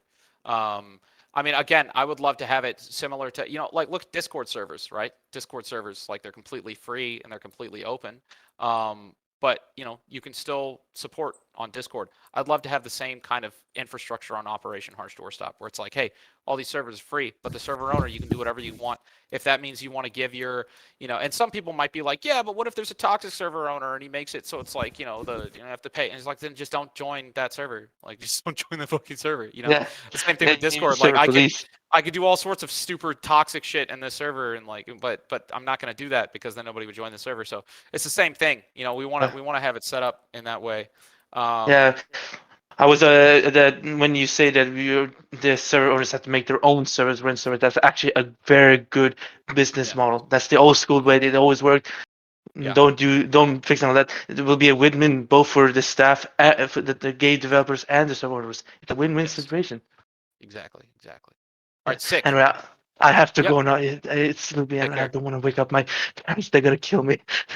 I've got another question here. Devil's advocate question: is there a risk of hyperfragmentation with zillions of mods like Arma, or is that sort of the goal? That's sort of the goal. The goal is to like, yo, look, there's going to be zillions of mods for OHD. How you want to set up those mods, how you want your community to be structured is up to you. I don't see that as a problem. If you want to have it so like the entire community is unified and only has a single experience, then you can go find it. I mean, Hell Let Loose. Hell Let Loose is a great game. Hell Let Loose has no mods. Hell Let Loose is a singular experience, but it's still a great game. Fuck it. There's going to be games like Hell Let Loose. If you want to go and play a game that is like super controlled and super like consistent in terms of experience, that got Hell Let Loose. Operation Harsh Doorstop is not going to be built like that. It's going to be completely open. There's going to be zillions of mods. People can do it. Whatever the hell they can do. I had a All right, question Gibbies, what's up? relating to that. Hit me. So I just want to say, like, thank you. I've been with the DRK since like PR days. I had that DRK tag, all that I was kind gonna of stuff. say, man, some of the only people that still wear that tag, because like that's the only time that we really took the tag seriously was during like, so anytime I see somebody with a DRK tag, I'm like, yo, I know you're fucking OG. So like, Yeah. no, I got you, man. No, I see So, you. I know you. Gibbies, I fucking know you, dude. Don't you even fucking start. I fucking know you, man. Don't you even fucking Gibbies. All right, so my question was actually related very similar to that. So the way I'm kind of thinking about Project Reality is closer, or not project, this operational Doorstop is more similar to kind of the Linux experience, where you're a set of developers, we give you money, and then you help develop the Linux project. And in this instance, Operation Harsh Doorstop. How do you kind of envision the response to not only like Operation Harsh Doorstop being kind of, I guess, like a system of systems, and trying to help manage how those systems interact, but not only I can also give like an instance of this, but also how, like, for example, Linus Torvalds has said like in the past that the billion distribution model that Linux has is in a form kind of detrimental to the project in a way, but is also like is kind of a struggle of being a part of like a Linux developer, just in a variety of ways.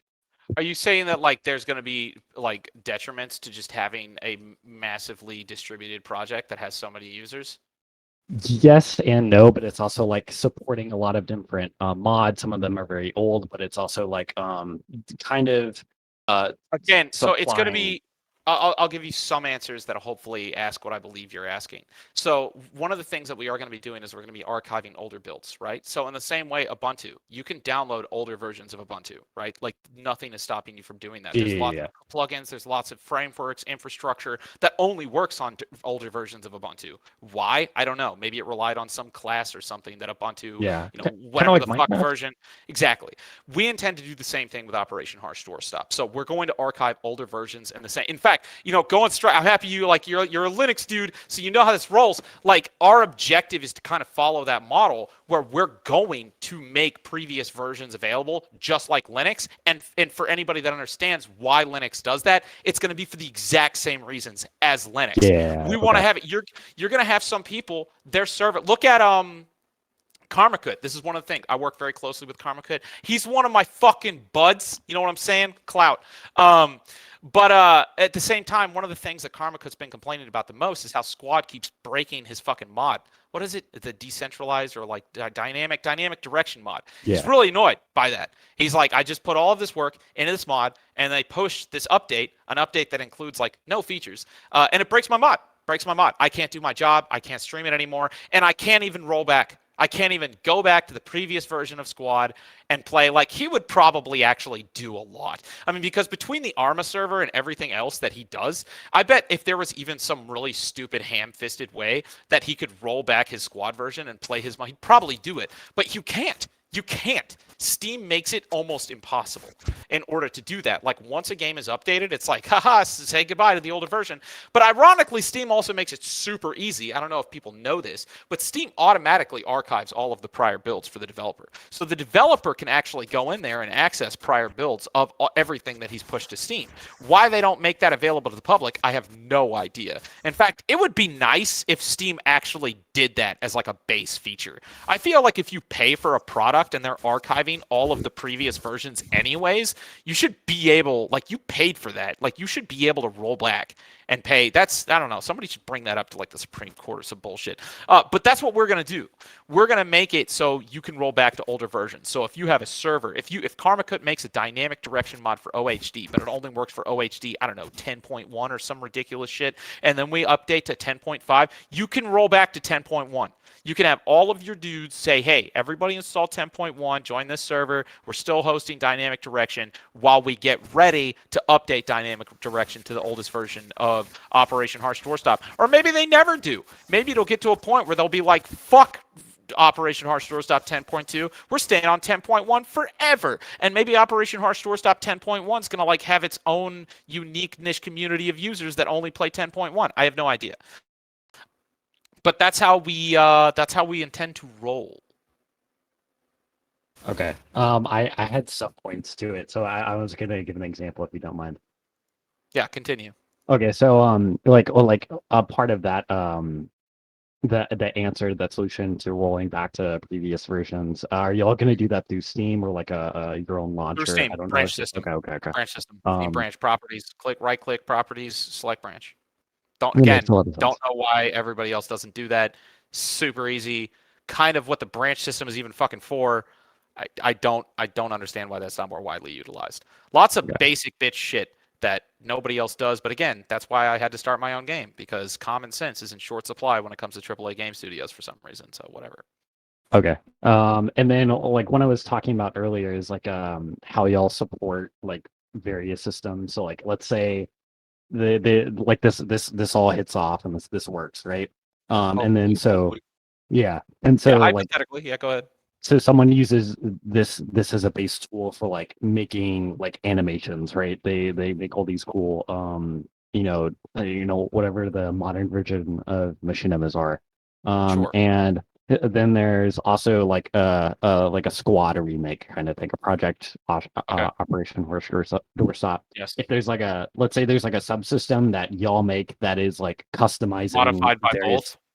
Yeah, like if you make an M4, can I got just you. drag and drop that M4 from this project to that project? That is going to be functionality that is okay. So cross compatibility between mods, and more specifically creating a modular infrastructure that multiple different mods can modify together in ways that are still going to be cross compatible, is going to be something that is not like a binary on off feature. It's not like we're going to be like, yo, hey, we just implemented the fucking mod cross compatibility. Like anybody that used to modify Oblivion and fuck around with Bash and like sitting there trying to make all those stupid Oblivion / Fallout / whatever the hell Bethesda game mods compatible with one another knows what I'm talking about. Or Stalker. Oh my fucking God, Stalker. Gooms knows all about this. He's sitting up, dude. I think Gooms, hold up, let me bring Gooms up here. Gooms, are you there? Are you even here anymore? I don't even think he's here. He left. I don't know, maybe.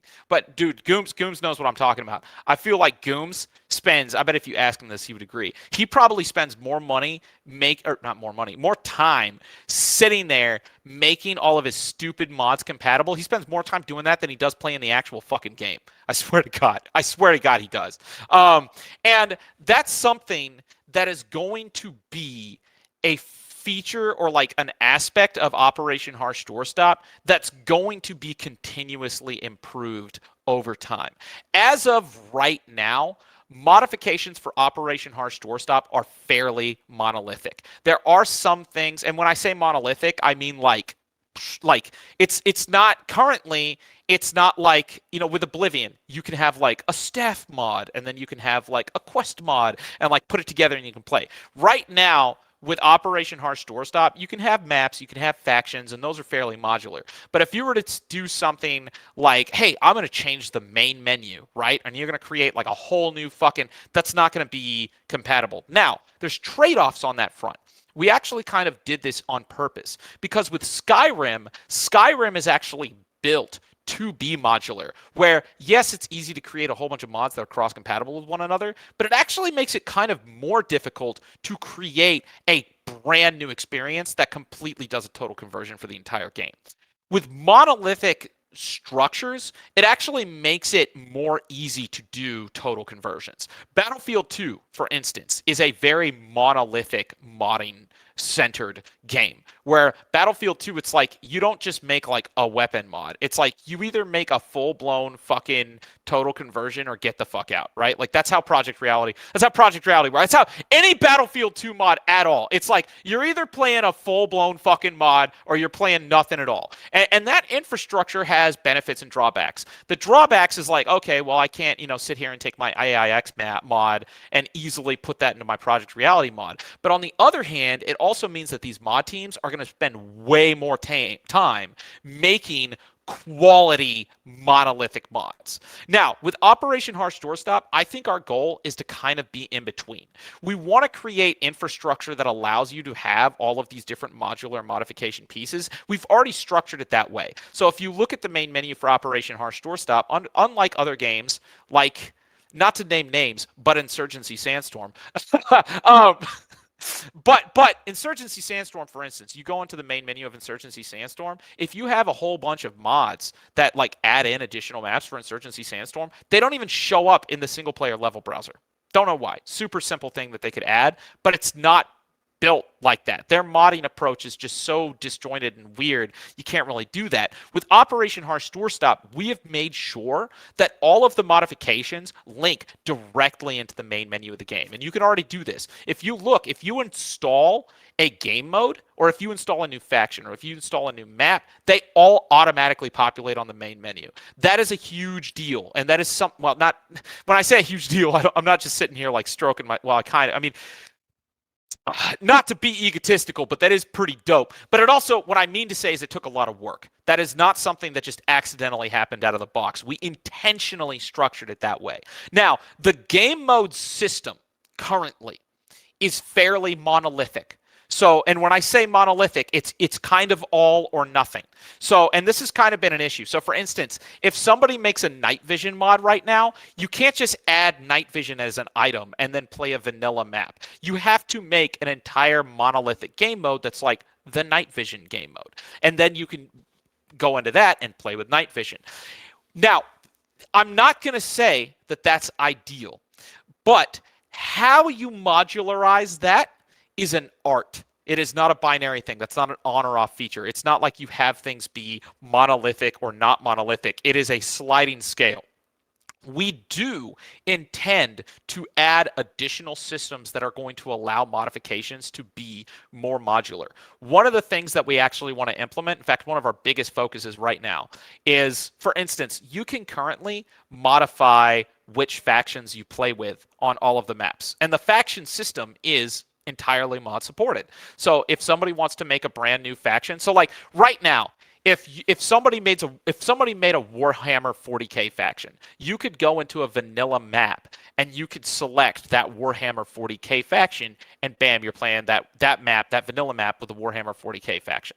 What we want to do is here soon, we want to start working on this will probably happen when we do the weapon customization update, which is going to, again, when we do that is going to depend on resources and time and all sorts of stuff. But we want to also implement a system where the weapons themselves are also modular, because I want to start seeing people implement single weapon mods. Right now, the best modders and the biggest modders on our page are people who make factions mods. So if you look at, and that's fine, I think that's okay for now. You look at Warrior is probably one of our top modders, but that's because Warrior has the skill set to not just make a single weapon, not just make a single character. He can do an entire faction. So he did the Mogadishu mod, he did the Delta Force mod, and that's dope. But if somebody were to be like, hey, I'm going to make like a single weapon mod, it's not very easy right now to do that with the current system. You'd have to basically make either a faction that only consists of that single weapon, which some people have done, or you basically make a whole new mod and you just add weapons to that mod. That's the current setup. But we want to continuously develop the game and continuously add more features to make that more modularized. But that's going to be a process. It's not going to just be something that you either have, or it's not like modularizing your game infrastructure is like an on or off setting. And there's trade-offs for how you do it. You look at Stalker versus Oblivion versus like all of these different games. They all have different approaches to modding. And sometimes when you have things not very monolithic and like they're super open and you can like cross-compatible, like, let me put it this way. For some people who are like, oh, you know, maybe I want to have individual weapons and like I wish you guys had that out of the box. You could actually make a mod right now that replaces the entire main menu screen, and you could actually create a weapon browser, like a singular weapon browser. But the thing is that all of the weapons that people make would have to also be compatible with that mod. I actually kind of see that happening, right? Like imagine somebody creates like the equivalent of Arma Arsenal, right? What'll probably happen, actually this happens in Gary's mod.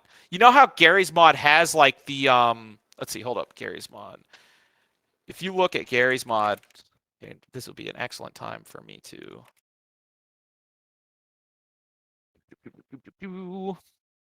sorry, I know this is like very confusing, but it's very important.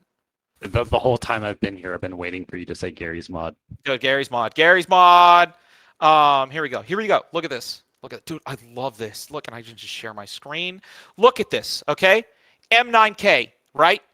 This is a format, right? Or let's say even the other guys that are really mad at me. Who are they? Modern Warfare or something? Modern Warfare weapons. Because they were the whole drama thing that you guys may or may not know. But this is still an excellent weapon. Oh, Jesus. Oh, Jesus Christ. This is an example. Modern Warfare base. This is a modification for Gary's mod that doesn't add in mods. It doesn't add in weapons. It's a framework for these that anyone can use. So it's a completely different weapon system that you can make mods for. If you see down here, required items, Modern Warfare base. And keep in mind, we're looking at Steam Workshop right now, right? So this is exactly how we're going to work. Let's say somebody out there is going after Operation Harsh Doorstop. It'd be funny if Viper does it. That'd be hilarious, which I have no problem with Viper. But let's say Viper, for instance, decides, against his better judgment, to download Operation Harsh Doorstop and make a mod for it. Let's say he makes Modern Weapon OHD, right? He could release that on the Steam Workshop, and maybe it adds in a whole bunch of stuff. Maybe it adds in weapon customization or like some kind of more modular weapon system. You could make it so that is a base that then other people make mods for. So a mod for a mod, if that makes sense. For those people asking, I'm assuming these pictures are of the development team or whatever. Where's the base? I can't even see it now. Ravenfield actually does base, this. Yeah. Yes. So there we go. I'm assuming that is Viper himself. So that's how Operation Harsh Doorstop's going to work. That's it. The systems, the current infrastructure is fairly monolithic. But we actually had this conversation earlier, and we decided to go the more monolithic route. Now, it's going to be semi-monolithic. It is not going to be as monolithic as Battlefield 2. And again, for anybody that knows what monolithic is, just the best word that I can think of, where it's like just one package, right? Like it's not hyper segmented, right? Now, we made that decision on purpose because we think that from a modding standpoint, that creates more sustainable communities. It's more easy to maintain. But what we intend to do as time goes on, we do intend to add in additional modularity. So we're going to be adding in more and more modularity and segmentation, but without taking away the capability to create monolithic experiences as a modification. That's our current angle. And as of right now, the mods are monolithic, but the segmentations are game modes, maps, factions. That's the current setup. As time goes on, and this is something that we were actually thinking about. You know how Ravenfield has like the faction editor where you can add and remove weapons from the faction, or like change the characters and like edit a faction and then save that faction? Do you know of this feature? I don't know if you do or not. Somebody say yes or no, God. Yeah, I know what it is. Yes, perfect. That's something that we would like to add. So it's like as time goes on, you could have something similar to Arma Arsenal, and instead of having a drop-down list of like all the factions, you could actually configure the faction that you want to play against from a singular perspective. So it's like, hey, or you could maybe even save your own faction presets. So it's like, hey, I want to have a Warhammer 40k faction, but I want to have, I want to have a faction where the rifleman is a Warhammer 40k guy, and then the machine gunner is like a My Little Pony mod. Like, if you want to do that, you can. And I know that sounds like an extreme, laughable example, but that also makes things. There's lots of scenarios where that could be utilized in very cool ways. Like, so for instance, like let's say Warrior, instead of him making these monolithic faction mods, he could just create like an entire Delta Force themed arsenal. So that way, for every single mission, you could create a custom faction, which is the equivalent of like basically building your own special forces team, right? Or you could even potentially utilize that same modular system to create game modes that exploit the modularity. So for instance, maybe you could create like a campaign mod where you could actually buy new weapons, or kind of like Galactic Conquest, right? Where you could unlock individually new weapons, characters, and stuff like that as you progress through the campaign. You could make a mod that does that. Implementing modularity and stuff like that in that format as part of the base game could facilitate that kind of creativity. So hopefully that's a long-winded answer to the question that you probably wanted a much shorter explanation for. But no, that's perfect. The TLDR is currently it's very monolithic, but as time goes on, we intend to create more intentional segmentation for many of the features to facilitate more modular modifications, but it will always be coming from like a monolithic starting point, which I think is going to be a good thing. I think that's actually going to be good for the community, and I think it's going to help create the kinds of mods that people need to play, that are going to want to play. So there you go. Any other questions from you, Gibbies, my boy, my DRK community member? I'll have to think about it. I might have one in a minute. All right, get out of here. All right, next. One of you 4 people. Let's go. Talk to me, Goose. I got blank. Gaz, you unmuted. Say your piece. Yo. Come on. Quick. Can you guys hear me? Yeah, we can. Hold on, Gaz, say something before blank steals your thunder. Oh, let's go. All right, I've only got 3 points to go over. But okay, yeah, hit me. I found it interesting that you too could see the consumer culture that gaming has become. Now, mind you, it's some may call it a vice, or some may call it a hobby. Mm-hmm. But no matter what, it's a product to be sold, and it is then consumed. Mm-hmm. But you pointed out, as I've seen, that there is no understanding of it anymore. Mm-hmm. Like the man who understands the farmer, though he doesn't farm himself, he knows that the farmer must grow. Biblical. You sound like you're getting real biblical real fast. This is dope, though. Keep going. But it's I'll try not to. Well, locusts do come into the play, so. Oh shit! Okay, here we go. Fucking do it. I'm ready to get biblical. Let's go. Religious experience. Think of it as a farmer and a man who is not a farmer, but consumes the products of a farmer. Exactly. But he does not know how to make that product. Yes. And so, instead of going and, well, not just reaping the entire crop and then consuming it, because you still need seeds, you need a build-up, because you can't just survive winter without nothing to eat. Mm-hmm. He eats it all, because he's a locust. He produces nothing, he consumes everything. He gives nothing. He takes everything. Yes. Yeah, so Those you are have the a kinds much of more people. hateful perspective that I try my hardest to not look at it through that lens, but I can Well, totally understand, see that these people perspective. will remain with the, I guess you'd call them the The Call of locust Duty type mentality. games. The locust Yeah, they mentality. will simply stick with the consumer game products. And I like to But think that our mission is to change to reteach those people to not have the locust mentality and to have to the put the farmer mentality. farmers back That's in a good. control of their own Oh, farms. fuck yeah, man, dude! The farmer mentality, not the locust mentality. That's perfect, dude. We're using. Here's I'm the saying second that. point. Yeah, hit me. So, yet again, I'll give an example. Mhm. Planned obsolescence. And I'll explain what this is. Yes. Oh my With fucking this god. example, there is a Yes. light bulb I that like has this. been The light on bulb. and Where they working intentionally. Oh, he knows. You for know all the 100 things. years. Yes. Yes, I Did you know. watch the same Veritasium video that I No, watched? Oh, he I knew talks it about before I this. watched that. Dude, But it's gross. they have done this forever, and I'll explain why all of your light bulbs fail. Because they have Dude, consolidated Eggcast, are you watching everybody. this? Are you watching? Dude, I told this exact story to the team so Oh, many really? fucking times. The light bulbs. Yes, I have said this exact story to All right. people Then it's a repeatedly. good story No, to tell no, to dude, tell everybody it. Tell here. it. I'm gonna get some tea. Tell everybody. They Hold up, 1 they second. I'll be right back. centralized Keep going. they centralized the whole light bulb industry and brought everyone to the table and then said if anyone's light bulb lasts longer than the allowed amount of time, they will be fined. And it's not you'll be fined $5 or a percentage of what you sold it for. No, it was you will be fined a huge sum. It would be basically like if you broke a law and then was fined by the Yes. police. It's something that Yes. is a huge amount of money. Yes. And so by doing that, they controlled the product and they all made a killing and they continue to do so. And they Oven continue to do so. appliances, all your appliances, And this is why we need to everything is make this controlled game. obsolescence.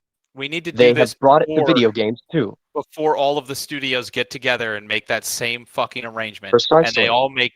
they all intentionally make shitty games so people spend more money to get a worse product. And that's why we need to do this, because the difference between light bulbs and software is software lasts forever, and that's the thing. The light bulb is something that needs to be replaced. Even if you make a long living light bulb, it's still something that when it breaks, you're gonna have to buy a new one. But software, we do this fucking once and it's there forever. It is, the internet doesn't forget. It's information. And we need to prove to the establishment that they cannot do this to software. You cannot do this to information.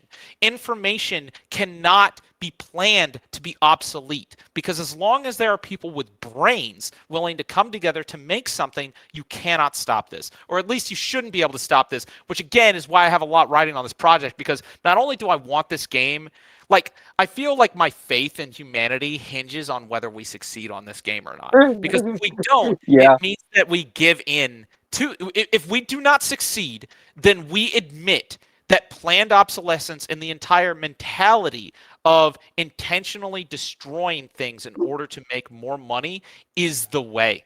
And that cannot be the way. It cannot. Humanity will not evolve. We will not progress if the end ultimate answer is to intentionally make shittier products, if that is what is ultimately incentivized. It And cannot. sell them for more money. Yes, and we should stand and prove empirically without a doubt that that cannot happen. And that is why I started this project and why we need to make this and why we need to do it before everyone realizes that this is why there's another sense of urgency. I still do not know how people, I feel like some of the studios that see us as a threat do not see us as enough of a threat. And I feel like currently they're overlooking our existence is playing to our advantage. But I am afraid what's going to happen when the powers that be start to realize that they should be retaliating against us more and trying to stop us to proceed. We need to That's ensure funny. that My when third that point time is comes, that we are so fucking far along and the momentum is so extreme that they will not be able to stop it. That's what needs. That's what happened for Linux.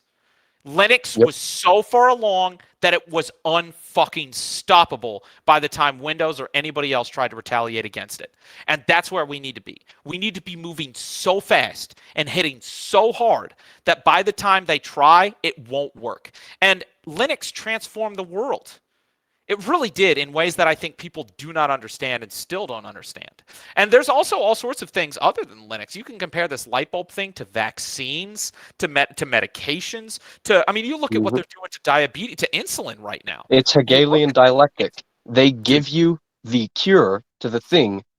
They So yeah, the best dude, I can you and I, explain it. we're on the same page, man. You're Yeah, 2000. That's so funny that you just came out of the woodwork. I feel like Edcast. I hope you just had a little bit of a religious experience because that the fact that you brought up the same fucking thing is like that's hilarious. Yes, people. I hope that people are seeing this. I hope that the people that watch my channel, the random people, are seeing the exact same things that I'm seeing, and and this is our limited time opportunity to do something about it. So yeah. And yeah, thank you. My third point Yeah, go ahead. was what you had brought up at the end was that you need to be on the lookout for saboteurs. I know. You absolutely do. We absolutely are. We have already had a number. As tensions rise, just like the Cold War, I know. there will be infiltrations. I am Done. aware. Luckily, dude, again, this is why I feel so happy about I mean, not to say that I don't think that that's never going to happen because we're always on the lookout. But luckily, me being where I am, I have had a lot of time. And I think time in this instance is important to build experience. I've had a lot of time leading a lot of different projects, and I've been able to experience all of the different ways that they've failed. And again, with Operation Harsh Doorstop, this is probably, I don't know, 7th or so, but between, and when I say projects, I mean like servers, like Free Candy Van or like mods that I've made and stuff like that. And I've seen how teams break down. I see how things can often go. But luckily, I've had so much time. I've been doing it for 10 years now. I've had so much time dealing with these kinds of things that I think the reason Operation Harsh Doorstop is where it's at is because we've had so much experience and implemented things to stop those situations from occurring. Back in the day, I mean, the lead programmer, he knows we used to be back with this other programmer guy that ended up, he was using a fake name. We had no idea. He was using a fake name. And then he ended up to have his own complete agenda, tried to take the IP, tried to take the software. We've had that. This was many, like five years ago or so. I remember I used to host one of my mods on GitHub, and I had this dude, and he hit me up, and he was like, hey, man, I want to add somebody else to the team. Can you give me like sudo? And I was like, yeah, sure. I gave him sudo, transferred the entire repository, and locked the rest of the development team out of it. We've had so many situations where people who are malicious, people who have different agendas have come in, and we've witnessed the ways that they've been able to employ those bad actions. And I think, and we've had this happen with Operation Harsh Doorstop. We have absolutely had people who have attempted, but the cool thing is over the past many years, we've had so much experience dealing with these situations that I think we've built a very strong system that really helps us to not only weed out that kind of stuff, but to also support the people who we know are going to be healthy for this project. And I think that the result, like the project getting to where it is a testament of that. Not that we should never be diligent. We should always be diligent. We should always be on the lookout. But yes, I know exactly where you're coming from. And while you should never feel completely okay that that's never going to happen, so I'm not saying like, hey, rest assured that's never going to, like, please help us. Please help us by keeping an eye out and seeing if there's any of that behavior that you think might be a threat. I mean, that's honestly part of our deterrent strategy, is to utilize the community to help notify us if they're like, hey, you have a situation where somebody here is like trying to do something malicious that might destroy, like we've had people try to go after the development repositories to destroy data. Oh God, you can't imagine.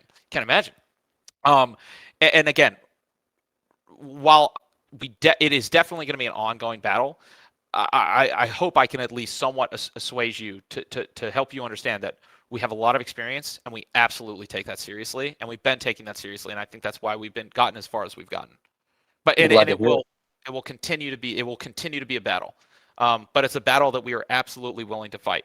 And the other good thing is it's not a battle we have to fight forever. You know, like it's a battle that we only have to fight until we get this product to a critical mass. And then at that point, we don't need to fight. It doesn't matter. It doesn't matter anymore. Like at that point, it will get to a point where, like a virus, this project will start self-replicating.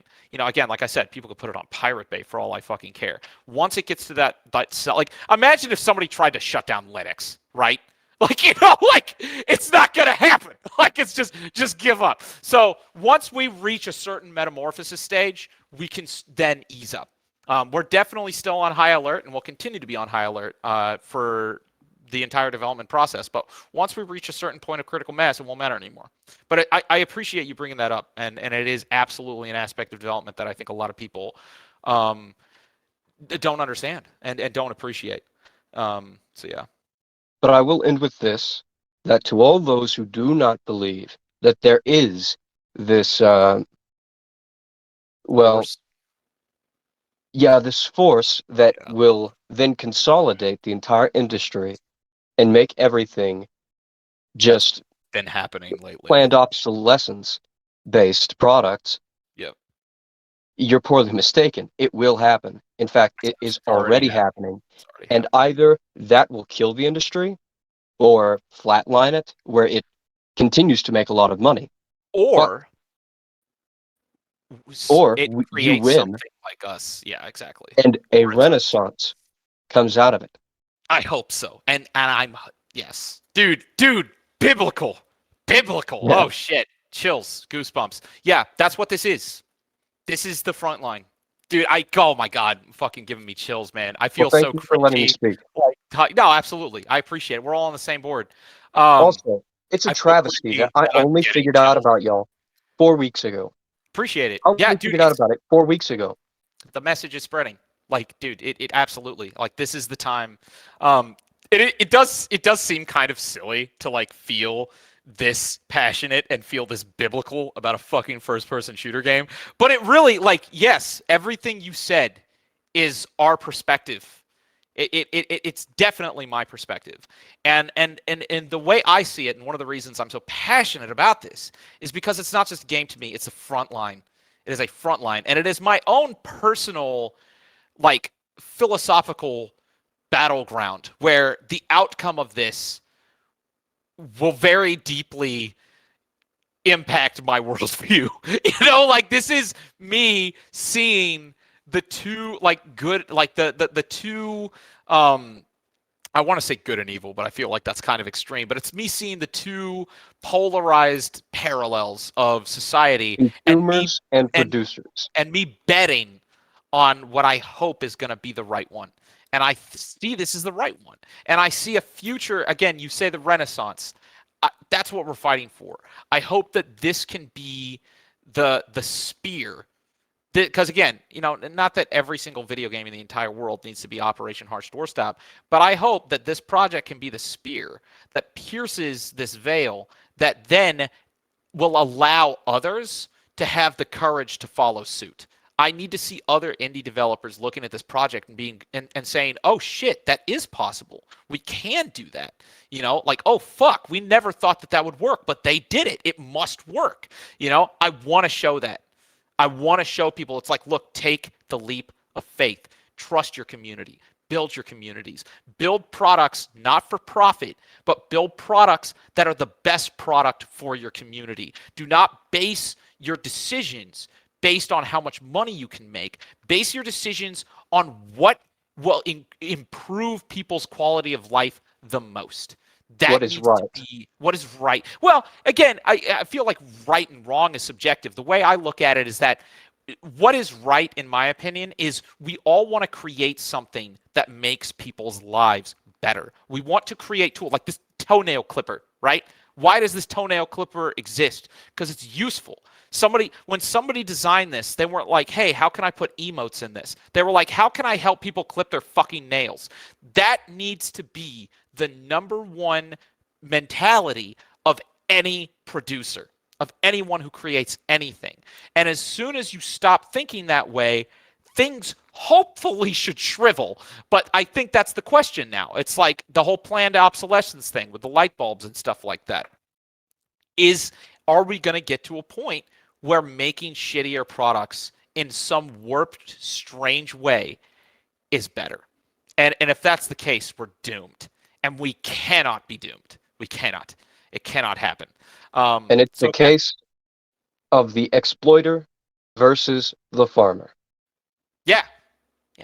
Dude, all right, that's dope. I'm gonna get to more questions now, but this was like a little spiritual experience that I just had right now. So thank you very much. It was very dope. Am I gonna see? I'm gonna see you around more, right? You're gonna play the game, right? Yeah, I plan on it. Be like, no, man, I'm never gonna see you again. Take care. All right, sick. Okay, Blank, go ahead. Tell me what's up? You've been waiting, my dude. I'm sorry. The other guys have been waiting. Everybody's waiting. Yeah, everyone. Okay. Hit me. So basically, right? I'm not sure from a legal standpoint if you guys are a non-profit organization, but that's what you're trying to be, right? Yeah, I mean, again, I need to figure out. I don't know how that really works from a legal standpoint. At some point, maybe we'll actually declare as a nonprofit. The only problem is that even nonprofits are kind of like they are profitable. So I don't really understand. Sometimes I think that the whole nonprofit declaration is kind of a scam. So I don't know how much actually formulating us as a nonprofit would change anything. But yes, that's how we're structured. Our objective is to build something that is freely accessible, and our objective is not to profiteer from it. Our objective is to sustain ourselves and sustain our operations while creating a free product that everybody can enjoy. But yeah, yes, that's our spirit. I don't know if we're legally. I mean, we're not legally registered as a nonprofit, but I don't know. I don't even know how to do that. Right. Okay. So would that mean you're going to enable the mod selling on the workshop? So will mods be able to be sold on the workshop, or will it be? We have discussed so here's the thing. We're not going to enable that. Because I don't think that makes sense for us.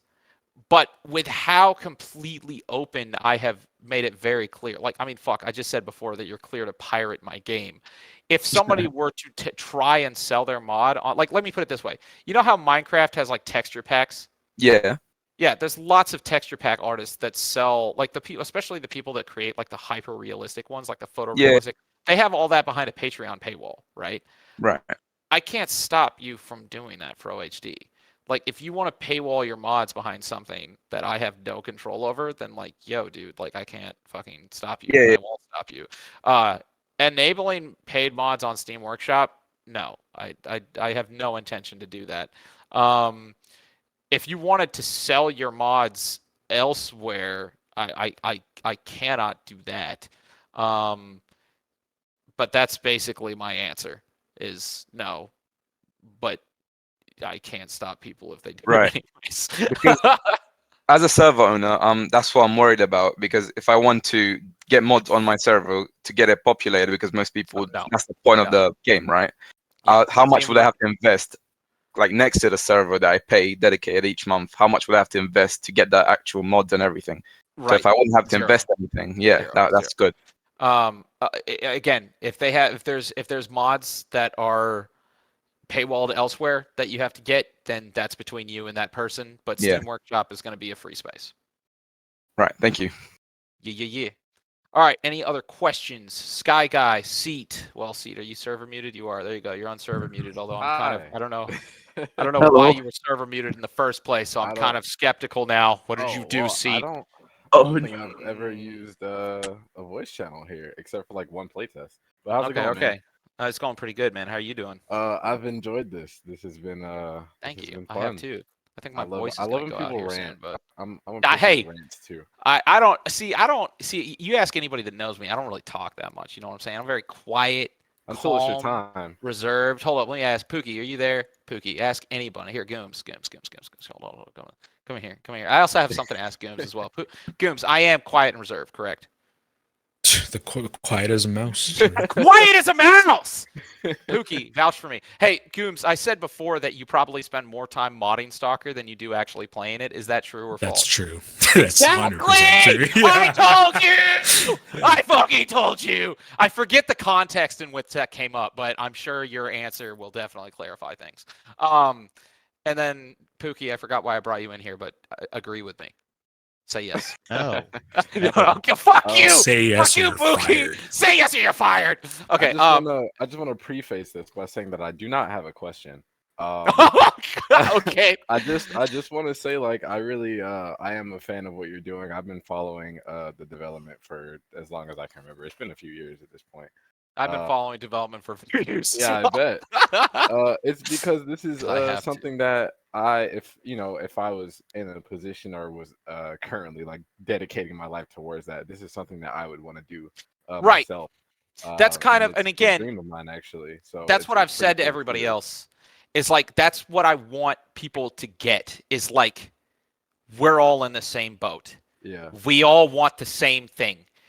I know we can't all dedicate our lives to do this, but we don't fucking have to. We don't each have to dedicate our lives.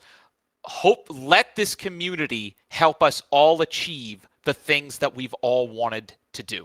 You know? Right. Like, this is our chance. Like, again, this is not my game. It is not my game. It is not.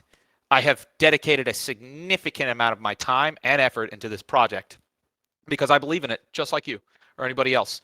But there are catalysts. But it would be a lie if I said that this game was mine. There are more people than you could imagine that have come together to build this. And you're one of them. Even you being right here, right now. You are in a small way, hopefully as time goes on, in a bigger way, either make mods or whatever you end up to host a server, do whatever you got to do. We're all making this happen. Shit, fuck yeah. But that's it. Yeah. That's exactly where we come from.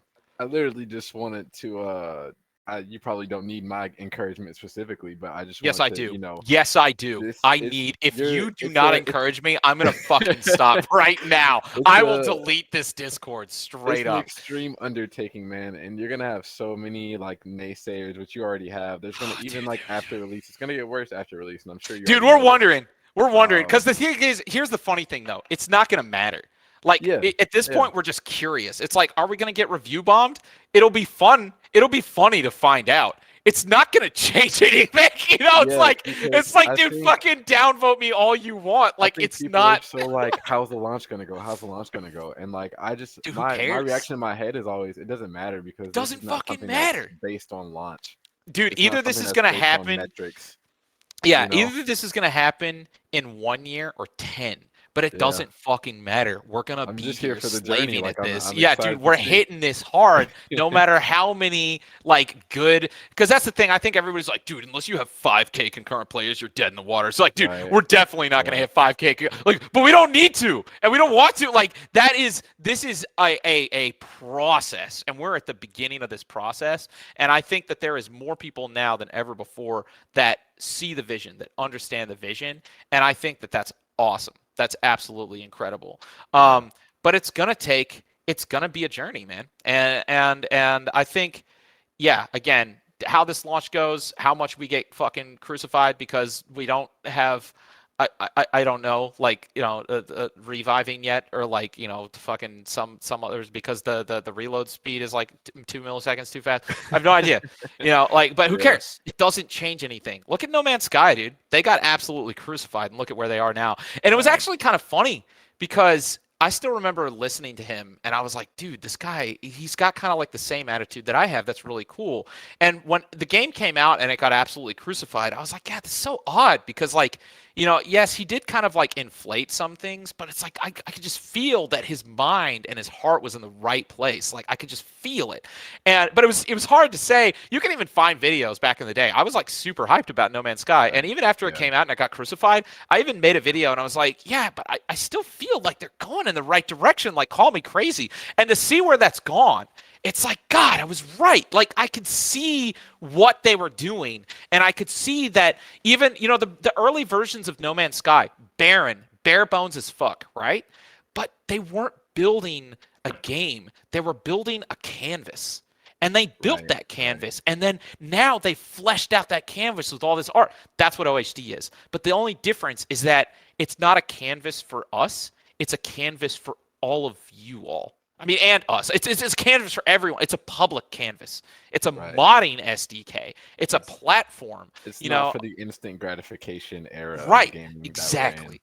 Exactly. Like I could go. Trust me, I could go on a whole rant. I think Gas covered a lot of. Me too. I think anyone that like really knows me, like when I have conversations just about the industry, and not even just this industry, but yeah, just about the industry in gaming and the business and the direction that's going in. Like even if you think about games like things like Game Pass, everyone loves Game Pass. Game Pass is bad. Yeah. It's a terrible thing, and people aren't going to see it, I guess, for however long it takes. But it's a terrible thing for the industry, for anyone that is not a part of a giant conglomerate or a corporation. Yeah, it is putting so many people at risk. It is putting the livelihood of people in the future at risk. Yeah, really. It is going to put you're people right. into a corner if you don't sign this deal with X big company. Then no one's even going to know your game exists because it's not going to be on the front page of this service where people pay $10 for. And that's why it's so cool that we have our own. Again, you have no idea how many emails we've gotten from companies and publishers and stuff like that being like, hey, can you pay us like 10 grand a month for like marketing day one? And you look at their stuff and it's like, dude, we have more of a presence than they do. Some of these emails we respond and we're like, hey, we'll tell you what, how about you pay us 10 grand a month and we'll market you. That's kind of what we actually do. That's actually because we sign sponsorship deals to like advertise other people's games because they don't have the reach that we have. They don't have the community that we have. And I think that is what really puts, imagine if it was just us. Imagine if we didn't have my channel or this Discord server and it was just like a handful of guys making this game and we had no way to reach anybody. I'm not sure if this would have worked out. And I think that's why the situation is so, perfect, but also like why we need to take advantage of it. It's just like so many elements have all aligned just so perfectly. We have the market reach. We have the community. We have a YouTube channel where we can finally reach people. We have so many little individual things that all came together to make this possible. We need to grab it by the balls. We need to hit it now before, all of these publishers and these Game Pass people take over everything and stifle anybody that does anything different. Here's something I'm worried about, man. The fact that Steam, thank God, because you remember when EA tried to push Origin? Right. Imagine, dude, I still remember, like, we're so lucky that either because of ignorance or apathy, Steam still allows literally anyone to publish their games on Steam. Because if Steam wasn't the distribution platform, imagine if Origin was imagine if EA's vision and like if they had succeeded and Origin was like the one, right? Imagine, because here's the thing, EA, they control who gets on that, right? And it's like they're not even gonna let you, dude. Imagine if Operation Harsh Doorstop tried to they probably wouldn't even let us on Origin because we compete with Battlefield. So we're so lucky that even Steam has their mentality where they actually let us do this, because there are absolutely other places and other powers that would stop, and hopefully Steam will continue to allow this. But again, that's why the urgency. I'm like, God, we need to get Operation Harsh Doorstop to a point where even if Steam somehow pulls the plug and we get kicked out, like we can still survive off Steam. Exactly. Yeah, that's what we want to build. Extremely important. And I feel like in the era of just extreme heavy content creation on these centralized websites, I think people have completely lost sight of the importance of having your own whatever, your own forum, your own email, like where you send email, like anything that is your own, where if this goes belly up or if they add these restrictions that you don't like, that you still have a way to connect and speak to the people and reach to the people that you've been reaching out to on YouTube and all this time. If YouTube goes down right now, there's so many people that they have no reach to any of their subscribers or because they didn't build anywhere besides YouTube. So it's just like pushing for more of diversification. decentralization. It's important. It's extremely important, and like that's one of the things that makes me such a big fan of this, because even though of course people will nitpick and say, oh well, you're built on Unreal and you're releasing on Steam. Yeah, cool. You can't avoid everything. Yeah, you exactly. Avoid what you can, dude. to break what you need to. Maybe we can though. See, Operation Harsh Doorstop 2, completely proprietary engine, round up, full stack. Like I would love to see dude, that, it could. Man. Imagine if we go there, where it's like, hey, so we've decided that Unreal Engine is like Epic Games is like getting in the way, so we decided to make our own fucking game engine, and we just ported. Like, imagine. I mean, we won't. I mean, I doubt it. But you look at Arma. I mean, fuck, that's what they just did with Infusion. Arma, they got as Infusion. much shit as Reforger gets. They're still going hard. Building, like what they're building is incredible. So don't see it yet. Here's the issue with Arma. I think that Arma does still have really cool stuff going on, but it's just still kind of being poisoned by these issues. And I think that Arma and Bohemia, especially, is still on the fence as to how to deal with it. You can see them trying to figure out. It's like, okay, how do we monetize? Like, we don't want to, because I don't think Reforger should exist, honestly. Like, I've made videos about this. Not in the form that it's in. It should have just been Arma 4. In my opinion, I don't even think there needs to be an Arma 2, 3, and 4. It should have just been Arma. Like, just make Arma, continuously update it. Same with Battlefield. But the only reason they split it up isn't because that's what the consumer wants. It's because they're still on the fence. They're still trying to figure out, like, okay, do we want to take the leap of faith and make the ultimate perfect product, even if it costs us making potentially more money? Or do we want to still kind of try to make money by, building these weird spin-off like versions that are technically like a DLC but not and exactly and I think they're struggling. But the thing is, I don't even know how I really feel about that. Like, I can't tell. I know that what's up? What are you doing? Oh, okay, that's fine. I have to do classwork later, but whatever. But Operation Harsh Doorstop is obviously like an extreme example of like where we're like the super hyper open, community based, free. We understand that games like Arma definitely can't go there, at least not yet. It would be cool if they did. I mean, I don't know. I know they tried it. You remember they released that free thing? They released that free version of Arma, but it didn't really go anywhere because they kind of like handicapped it. I don't know. It was weird. But the thing about Arma is they still do. I would say Arma is still one of the best examples of a moddable milsim. Like, their mod support is fucking on point. I mean, there's some things that I would maybe change, like about how, like, sometimes I think Arma's only downfall is that, unlike our game where I kind of talked before about like balancing between the monolithic and the non-monolithic, I think sometimes Arma is like so fucking open that it breaks itself. Like, it's just and it's like I feel like there's still maybe some better ways that you could organize it to be, but I still think that Arma is an incredible like case study for us to learn from about how we can build mod support and how we can like improve upon that. So with Arma Reforger, when people ask me my opinion, it's like, dude, honestly, Reforger is fucking dope. Like, I mean, Gooms, I don't know, you like Reforger, right? Like, in its essence, like what it is. I mean, I like some of the new tech, but I am not a fan because I feel like it feels like DayZ standalone. And when I play Arma, I don't want to play DayZ standalone. I want to play Arma.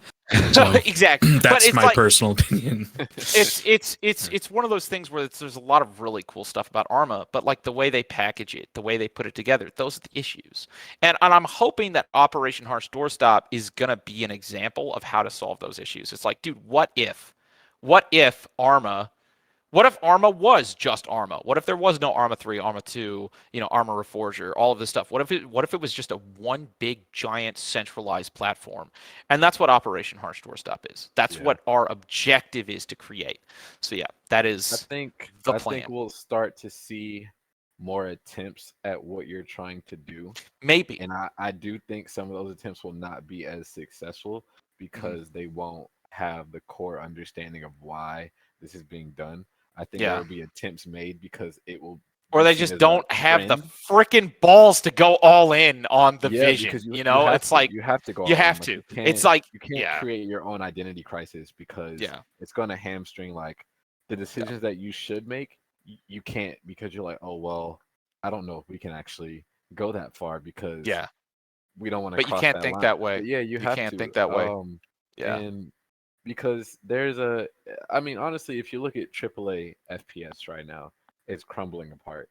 It's completely unsustainable. That should have been obvious once Fortnite blew up. And you see that Epic Games went from a company that made multiple games somewhat to they just make Fortnite. A single most map. Yeah, you know, Fortnite is a good example. I think that Fortnite, you know, a lot of people I use Fortnite as an interesting example all the time because Fortnite is kind of like if instead of no, it is a kids game, right? And like I guess they just decided to go all in on like a kids themed game. But imagine if Arma was as centralized of a brand as Fortnite has been able to be. 2.0, right? Yeah, dude, with all the mod support and everything, it's fucking insane. Like no, I am a huge Fortnite fan. Like, and I better be because it's owned by the company that makes the engine that we're fucking based on. But yeah, you know, and again, a lot of people, thank God, I think that's why we actually like Epic Games. I think Epic Games at its core actually has the same mentality that we do. I've met with them. I've talked with them. I still talk to Epic Games employees on the reg. You know, we have Zach Parrish, dude. He helps us. He throws us a bone all the fuck. He has thrown us some hella bones. There's been a lot of people at Epic Games that have really helped us out in times when we needed it, and they came through. I mean, you know, like our SDK is on Epic Games. Like it is hard to get an SDK on there. Like, and they saw what we were doing. Zach came and met with me and a couple of the other devs like in person. It was dope. So I really like Unreal Engine, and I think they actually share. I mean, I'm sure they had the same internal conversation when the Unreal Engine went free. You know, like because before Unreal Engine, you had to pay like $200,000 to get access to like Crytek or like, you know, EA's engine and stuff like that. Nobody in their right mind would have ever. But I feel like Unreal Engine kind of did for game engines what I hope that Operation Harsh Doorstop can do for FPS games. Right, and you have to empower. You have to, Yes. and that's the thing. You know, a lot of these corporations and people at the top don't care about is empowering the people that create. When you give them the proper tools, the proper support, the proper pay, the proper benefits, when you give them all of that, the money that you're looking for will come. It just if you try to shortcut one way or another and brute force your way to the money, you might get it for a few years, but you're gonna reach that break point, which is where we're at in AAA FPS right now. Yeah, it worked for let's say like the past 10-12 years. They increased their profits so much, but you have so many people from the games industry transitioning to other industries because of all of the things that has happened in pursuit of all that profit. Live service, games as a service has become unsustainable because you have to constantly crank out content, and then they realize, well, we can't constantly crank out real game content, so they turn to cosmetics, and that worked for a while. And then the gamers realized, well, we don't just want cosmetics. We actually need a good functional game with new functional content. And now we're at that it's at the true breaking point where they have used up all of their alternatives to get out of jail on live service. Dude, it's so crazy. I'm so happy we did this, dude. It's like I feel like sometimes when I talk to the community members, it's like you guys are just reading my brain. Like it's crazy how on the same page we are with so many people in here. So that's super dope. Yeah, man. No, I am 100% on board with everything that you're saying. And this provides, even like this Discord, this provides people. Yes. Because if you try to talk about this stuff on Say it again. This feature right here is freaking sick. I can share screen. I can hang out. Dude, we are doing every day. Every day we doing this now. There's nothing wrong with games as a service. There's nothing wrong with life. And like, okay, these statements as a blanket are true. But when you see, that's the thing of where we are, it's false. There's so much compared on. our situation to Top Gun Maverick versus Dr. Disrespect. You know, there's still gonna be paid games out there in the same way that even though, yes, there's YouTube, people still pay to go see movies, right? Like, but there's a difference now. It's not like you're paying to go see movies because you have to pay in order to see an image on a screen. Yeah, you're you want paying that to go see experience. high quality, budgeted films. And I hope that Operation Harsh Doorstop, it's not like it's just going to kill everything that's a games for a service, or it's going to kill every paid, game. It's just going to force that bar to be higher, where it's like, hey, if you're going to charge $60 for a game, make a game that's worth $60, And I'm not saying like it needs to have amazing graphics or anything like that. There's lots of dog shit looking games that have amazing story and are just unique and fun that are worth that money, But I think lately people have just thought, hey, I can just make this game and put it out there, and then the modders will finish it, but I can just charge $60 and then retire and buy an island off of the coast of Japan, and that's like, we want to challenge that idea. So yeah, I don't know. Time will tell. However, definitely. So, but I feel like even no matter gonna what say all happens, this and then everything goes down in flames. 2 weeks. It still legitimizes the pathway of going against the grain, especially when the grain is bullshit. Yeah. Because there's a lot of things that are bullshit, but people have a fear and an unwillingness to go against it because it works even though it's bullshit. So they go along with it. There's so much, and a lot of that, it's difficult to avoid, especially when it comes to things like making money or things that affect your livelihood. But there always has to be someone, somebody, or something that takes the risk and does it, just to show people that someone is willing to actually go through and do it. Even if it doesn't work out in the best way. People honestly just need a reminder that it's not that you can't, it's that you won't. Yeah. You have to so break you through just that see mental someone block. that will it change. Sometimes you need to see someone else prove that, oh, hey, that thing that I thought I can't do is still possible. I'm just choosing not to do it. So now what do I do next? And that doesn't apply to 1, 2, 3 people. There's going to be the influence of this project, whether people understand it or not, whether it's successful or not.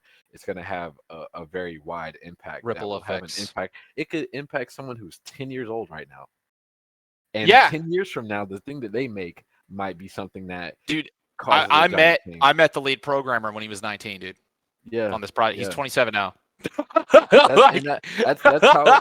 That's how we got here. There was something that inspired us when we were younger, but it took so much time and our own personal I was playing Project Reality when I was 18, man. Like, we all started at humble beginnings. Or not 18. How old was I? Well, whatever. Yeah, you get it, man. You totally understand. So my last thing, yeah, hit me. For whatever happens, man.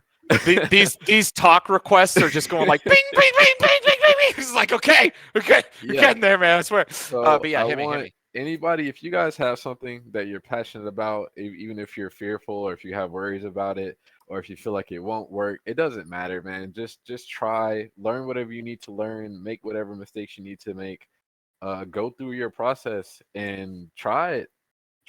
Like, it doesn't matter if it's gaming, whatever it is. Like, this is what I'm saying right now is not about gaming. This is about you as people. Go for what you believe you think you should. Just do it. And don't worry about the people that talk down, that go against. You might, even if you start off by yourself, if you go through your process, the people that should be around you, it'll happen. What he's trying to say is make that donut shop. Make donuts. Make the donut. Everybody that I know, there's somebody in here that is searching for a sign to become a donut chef. This is it. Go out, make that, and then invite me so I can eat your donuts. That's what I want. I want donuts. That's all I got. Thank you for your time, man. Thanks Take for care, bringing man. me on. Yeah, let's go hard. Good luck with everything. We're gonna. I mean, I don't know. I don't know if we need luck or not, but either way, we're gonna go hard. Well, so yeah, I'll be appreciate around. it. So you have my support and everyone else here as well. Thank you, man. Yeah. All right, dude. All right, Sky Guy. I know, brother. I know you've been here for a minute. Hit me with that inquiry, and then we're getting to Swift. If you're even still there, I am so sorry this takes so long, but hit me. Fine. But it's all good convos, dude. It's hard not to. Yeah. Well, for some background information, I love seeing games grow. Like, I saw the I saw this game when it was in its infancy, like 5 years ago when that first preview came out. It looked so shit. It looks so bad. Hold up, let me find the. Let's see, Operation Harsh. Hold on, let me look at my old videos. Now that I can share screen, isn't that dope? Hold on, Yeah. Operation Harsh doorstop.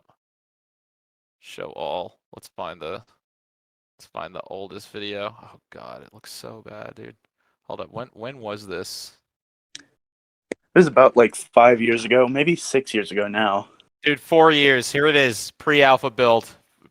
Pre-alpha. I don't know if we're still using this. I think we are. I don't know. I think we started over. I can't remember though. I can't remember if this is actually the same build. I believe, yeah, this is the same build. This is still the same thing, I think. Yeah, look at that. Look at how horrible that looks. That's 0.000001. Whew. Anyways, continue asking your question. And I remember I saw that for the first time, and I saw like the promises, and I was like, well, I've seen other, I've seen those kind of like scam type things, and I thought it was one of those. I was like, well, I'm gonna have to wait and see some results. And so a couple of years later, I go and check on it, and I'm like, oh, this looks pretty cool, And I go slow, but it's getting there slowly. And then the multiplayer demo came out, and while I did have some criticisms of the multiplayer demo, totally warranted. It was no criticism allowed here. Shut up, sorry. Coombs. We don't allow God criticism in this community. Stop. I'm sorry. Continue. Continue. But then I was invited to play the multiplayer playtest, and I just saw how it improved and how there was vaulting and stuff. And I've seen this gradual shift from like AAA to indie development. How it's really beginning to tip on its head. Yeah.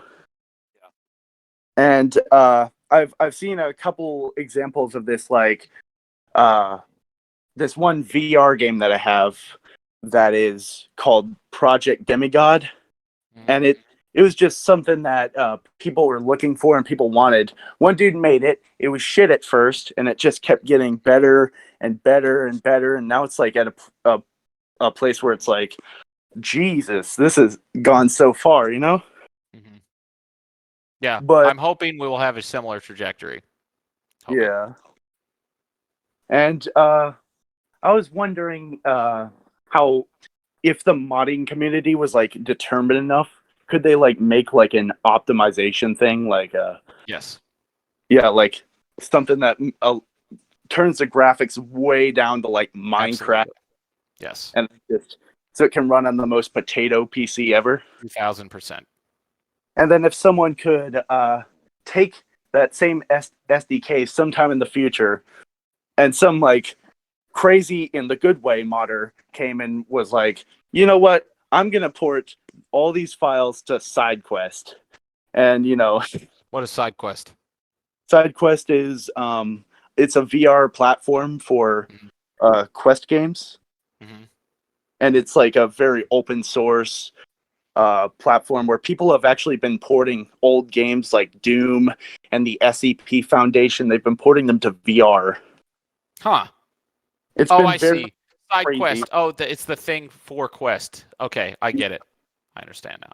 Yeah, I believe you could absolutely actually make a VR version of Operation Harsh Doorstop, but somebody would have to bot it in and figure that all out. That's not something that we have planned, but yes, that is all possible. Yeah, which is crazy, how the gaming industry has really evolved. Yes. And how it's gone from more of like a closed-in type, we need this game to make money and stuff, to a community-built effort that works towards the same thing. I agree. I hope that we're going to be on the front line of that and make that possible.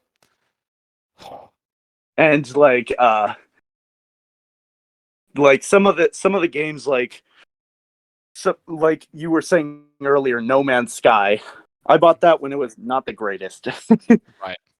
And I just saw it just reach to lengths, and it's pretty still amazing going now. And, you got to stop talking about it. You're making me want to play No Man's Sky. Yeah, And Sean Murray just tweeted an emote, which usually means an update is coming. Oh yeah. Yeah. Dude, their last update was lit. And then there's been these AAA companies that have been letting the consumers down, like Battlefield Mobile. I was pretty excited to have like Battlefield on the phone, and then we're closing down not only Battlefield Mobile but Apex Legends Mobile as well. I don't even know that they had a Battlefield mobile game. It was very, very disappointing that. That's a shame. Yeah.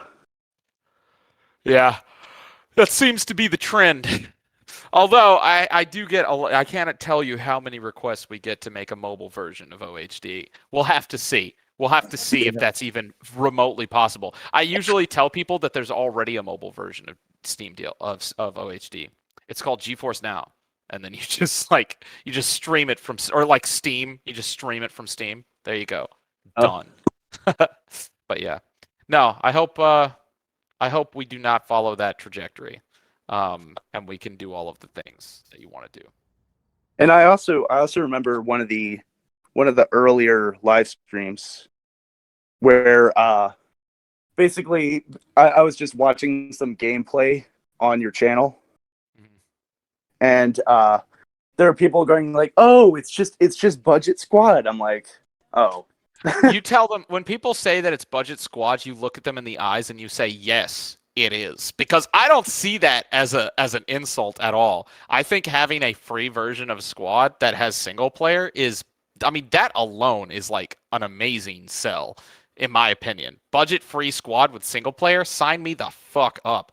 But the question is, what happens when we get to a point, if we get to a point, which I feel is very possible, where we get to a point where we're not just Budget Squad, we're free, and we have more features than Squad does, just like Project Reality is right now.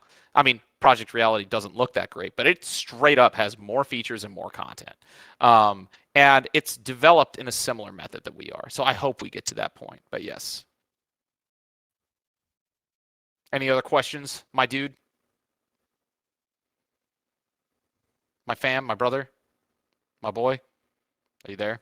Sky, fam, please. Sky. Okay. All right, moving on. Swift. Hello. Yeah, I'm so sorry, dude. You've been waiting here for a fucking minute. What is your question, my dude?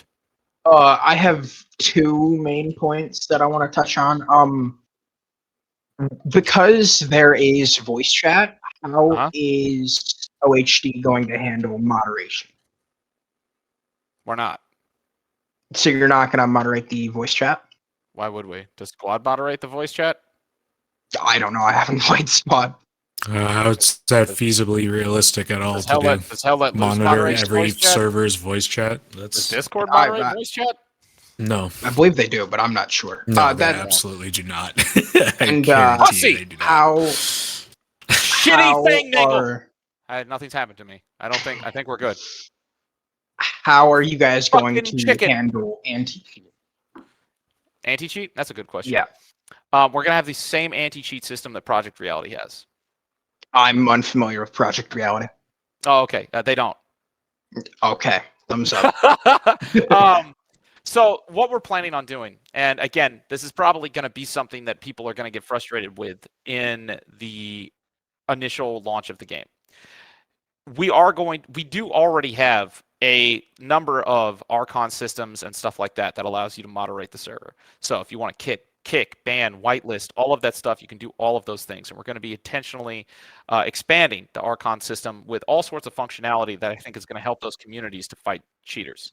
In addition to that, at some point, we do intend to add in probably a version of EAC, but it is important to us that EAC stays server optional.